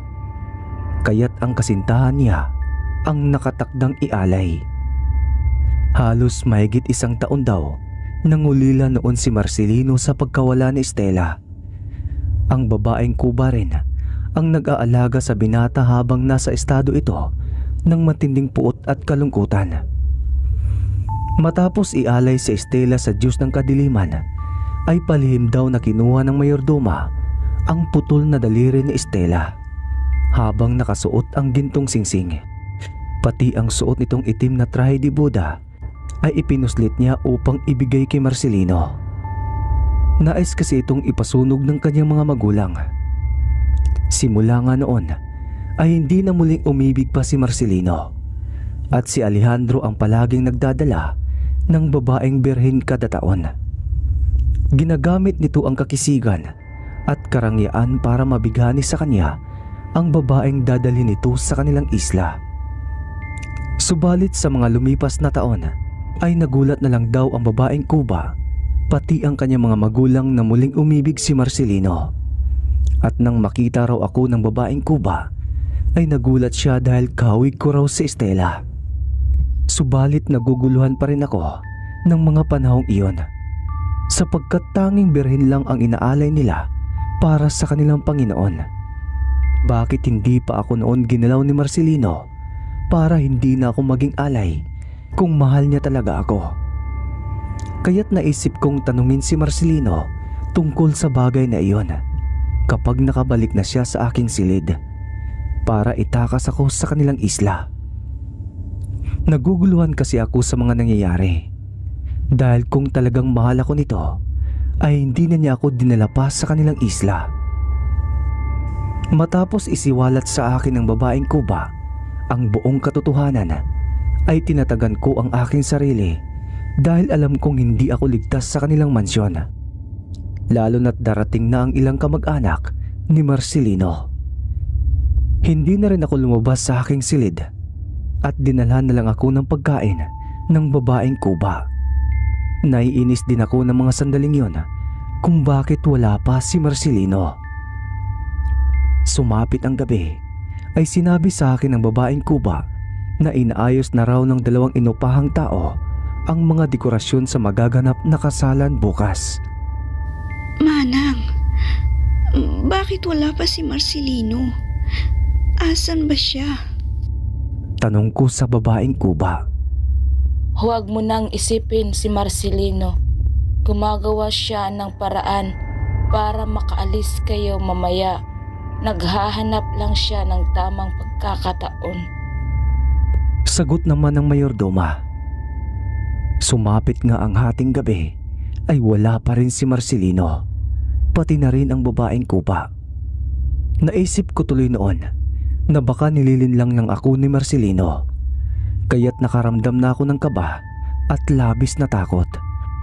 Baka kasali ito sa kanilang pakulo dahil sinabi na rin ng babaeng Kuba na may nagaganap na tradisyon sa pangangaso na bahagi na rin ng kanilang kultura.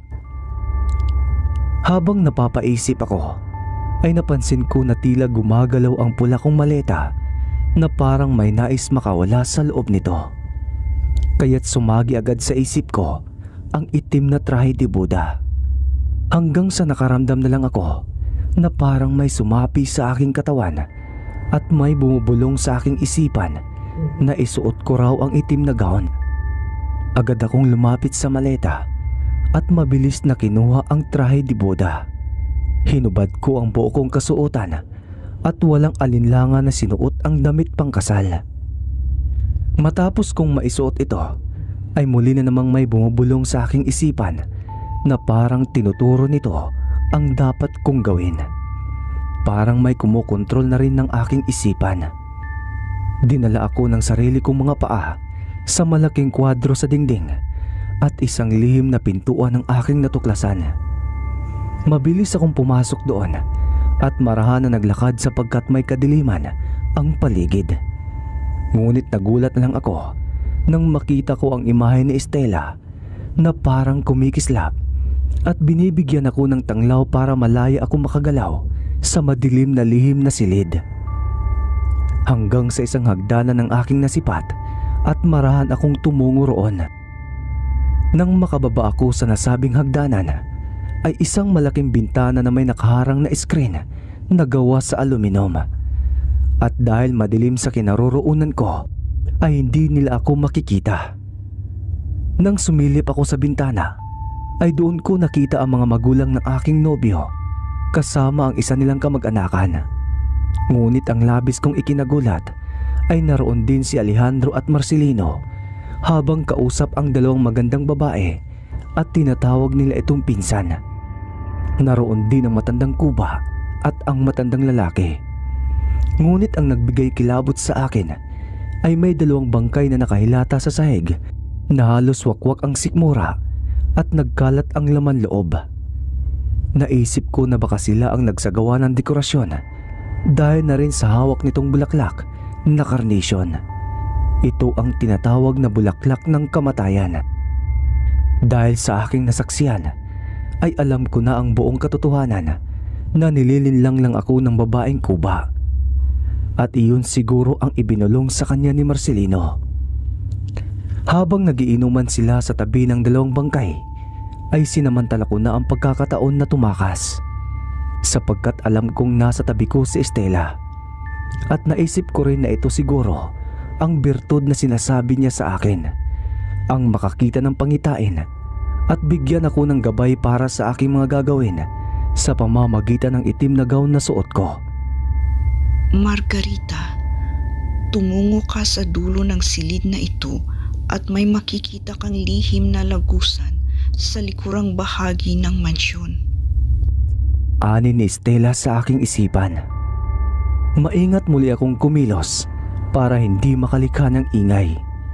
At nang marating ko ang dulo ng lihim na silid, ay isang maliit na bintana ang aking nakita. Pinilit kong baklasin ang maliit na bintana dahil gawa lang ito sa tabla. At dahil naroon ang mga tao sa malawak na sala, ay ubod lakas ko itong sinipa hanggang sa mabaklas ko ito. Tama ang sinabi ni Estela sa akin, dahil likurang bahagi na iyon ng mansyon at wala ni isang tao. Lumusot ako sa nasabing bintana at pasulyap-sulyap sa kaliwat kanang bahagi. At nang masigurado kong walang tao, ay marahan muli akong naglakad at naghahanap ng pwede kong daanan palabas ng mansyon. Dahil sa hindi ko kayang akyatin ang mataas na pader, kaya't ang pag-asa ko na lang ay makapunta at makalapit sa malaking gate na hindi nila namamalayan. Subalit hindi pa nga ako nakakalayo, ay isang kamay ang humablot sa aking buhok at kinaladkad ako patungo sa sala. Hindi ko napansin noon na naroon pala ang matandang lalaki. Nang madala ako ng matandang lalaki sa malawak na sala, ay napatigil sila sa kanilang iniinom na mamahaling alak. Pati si Marcelino ay napabulalas nang makita ako sapagkat suot ko ang itim na damit pangkasal. Estela? Katagang sinabi ni Marcelino nang makita ako. Nabitawan nito ang hawak niyang baso at nagmamadaling lumapit sa akin. Niyakap ako nito at binulungan sa tenga. Tinulak din ito ang matandang lalaki na humahablot sa aking buhok. Bakit ka tumakas? Di ba sabi ko sa iyo, hintayin mo ko sa iyong silid? Bulong nito sa akin na halatang kinakabahan. Hindi ko rin maunawaan noon si Marcelino kung ano ba talaga ang hangarin nito sa akin. Nagulat na lang ako nang sampalin ako bigla ni Marcelino at sinigawan na tumakbo ng mabilis habang may lupa pa akong natatapakan. Ngunit ramdam ko na hindi naman gaano kalakas ang pagkakasampal nito sa akin dahil hindi naman ako masyadong nasaktan. Naisip ko tuloy noon na nagkamali ako ng desisyon at hinintay na lang ito na puntahan ako sa aking silid dahil pati ang babaeng kuba ay nagulat na may halong kaba nang mahuli ako ng matandang lalaki. Marcelino? Anong ibig sabihin nito? Tanong ng ina ng aking nobyo. Akmang lalapit na sa akin si Alejandro, ay sinugod ito ni Marcelino at malakas na sinuntok. Dahil sa ginawa ni Marcelino kay Alejandro, ay bigla itong nagalit at unti-unting nagpapalit anyo bilang isang itim na dambuhalang aso. Narinig ko rin na inutusan ng ama't ina ni Marcelino ang matandang lalaki at babaeng kuba na hulihin ako.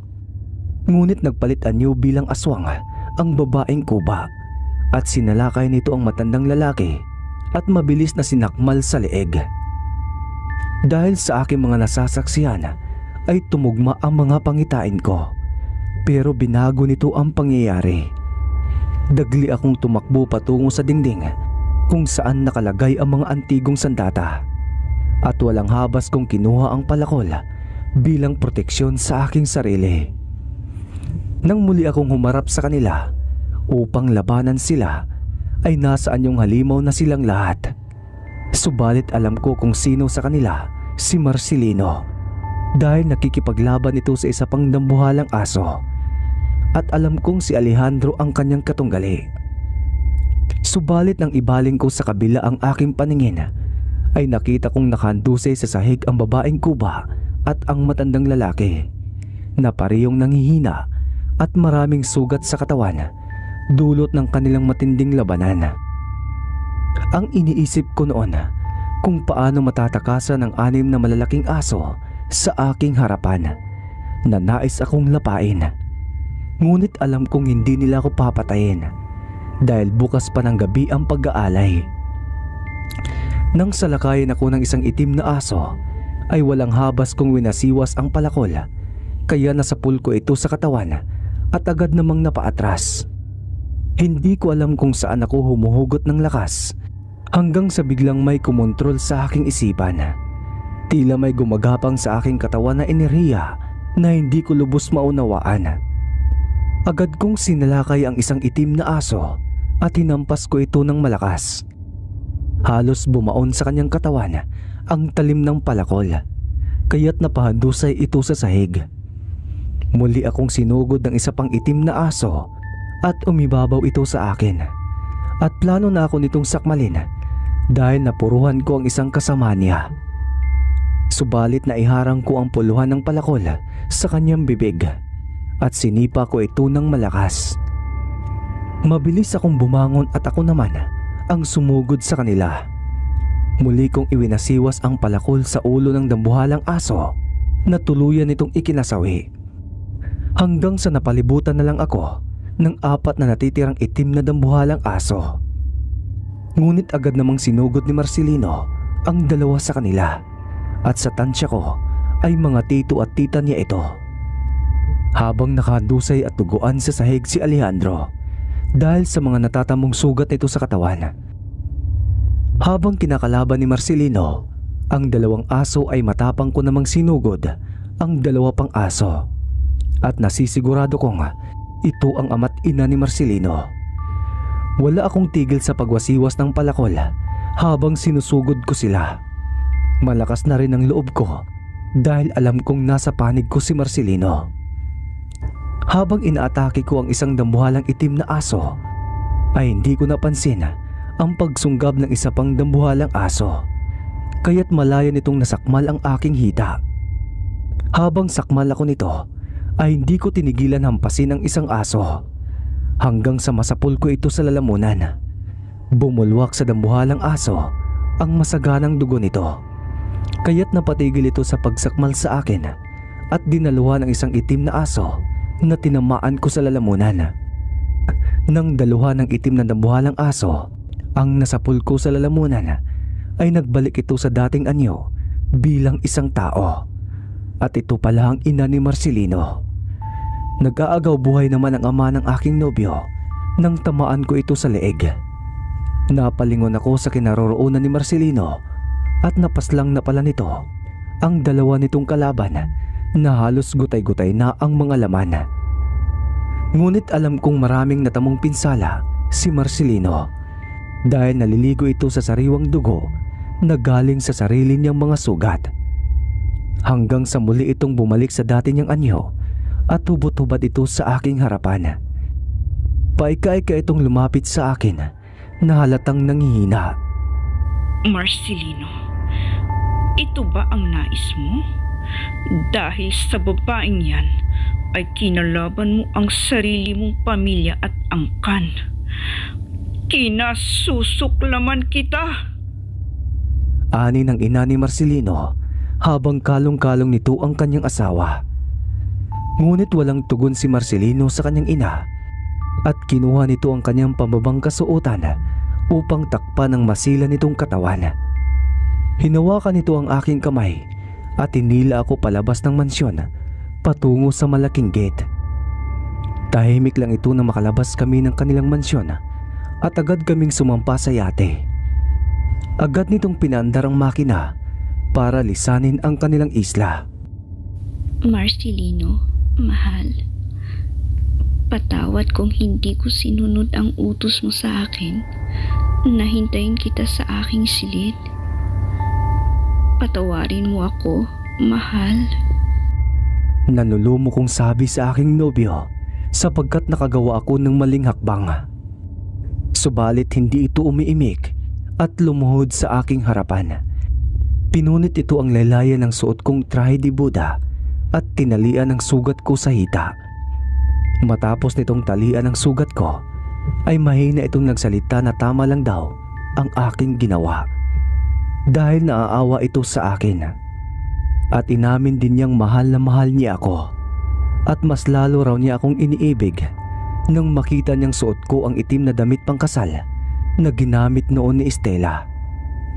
Tama nga ang sinabi sa akin ng babaeng Kuba na si Estela ang unang babaeng iniibig ni Marcelino at nakikita nito sa katauhan ko ang babaeng inalay at pinaslang ng kanyang mga magulang at kamag-anakan.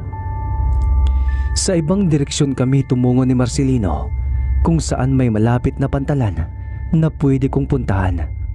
At sinabi nito sa akin na hindi na rin magtatagal ang kanyang buhay. Nang makarating kami sa ibang bahagi ng probinsya, ay niyakap ako nito ng mahigpit at nabanggit pa nga nito ang pangalan ni Estela. Ayaw ko sanang mawalay sa kanya, subalit pinagtulakan niya ako palayo. At nang makalapat ang aking mga paa sa pantalan, ay muli niyang pinatakbo ang yate, papalayo sa daungan at pabalik ito sa kanilang isla. Nang tuluyang makalayo ang yate, ay walang tigil ako sa kakaiyak habang binabanggit ang pangalan ni Marcelino, hanggang sa bigla na lang nanlabo ang aking paningin at nawalan ako ng malay. Sa muling pagmulat ng aking mga mata, ay isang maliwanag na silid ang bumungad sa akin habang may nakalagay sa swero sa aking mga kamay at alam ko na nasa loob ako ng pagamutan. Sa mga lumipas pang mga araw na pananatili ko sa ospital, ay may pagkakataon na nakakausap ko sa aking panaginip si Estela at nagpapasalamat ito sa akin dahil tinulungan ko siya na mabigyang katarungan ang kanyang kamatayan. Hindi ko rin alam kung bakit hindi ito nagpaparamdam kay Marcelino noon. Wala na rin akong alam kung buhay pa o patay na ang aking nobyo, at iniisip ko na lang na sana buhay pa ito at muli kaming magkita. Sapagkat bago namin lisanin ang mansyon, ay nanatili pa ring buhay ang ina ni Marcelino at nasisiguro ko na buhay rin si Alejandro kahit na marami itong natamong pinsala sa kanyang katawan. Nang tuluyan akong gumaling, ay may ilang tao na tumulong sa akin at bumalik na rin ako sa probinsyang pinagmulan ko at doon namuhay ng tahimik. At dinala ko rin noon sa aming probinsya ang itim na trahe de Buda na nagsilbing tulay para makalayo ako sa kamatayan. Dahil sa maling desisyon ko noon, ay nabago naman ang takbo ng aking pangitain na dapat iyon sana ang mangyayari sa akin. Hanggang dito na lamang po ang aking mahabang istorya na hango sa aking karanasan. At sana'y huwag ninyong husgahan ang aking pagkatao. At magsilbing aral din ito sa mga tagapakinig ng inyong programa. Ang inyong avid listeners, Margarita ng Gubat Sorsogon.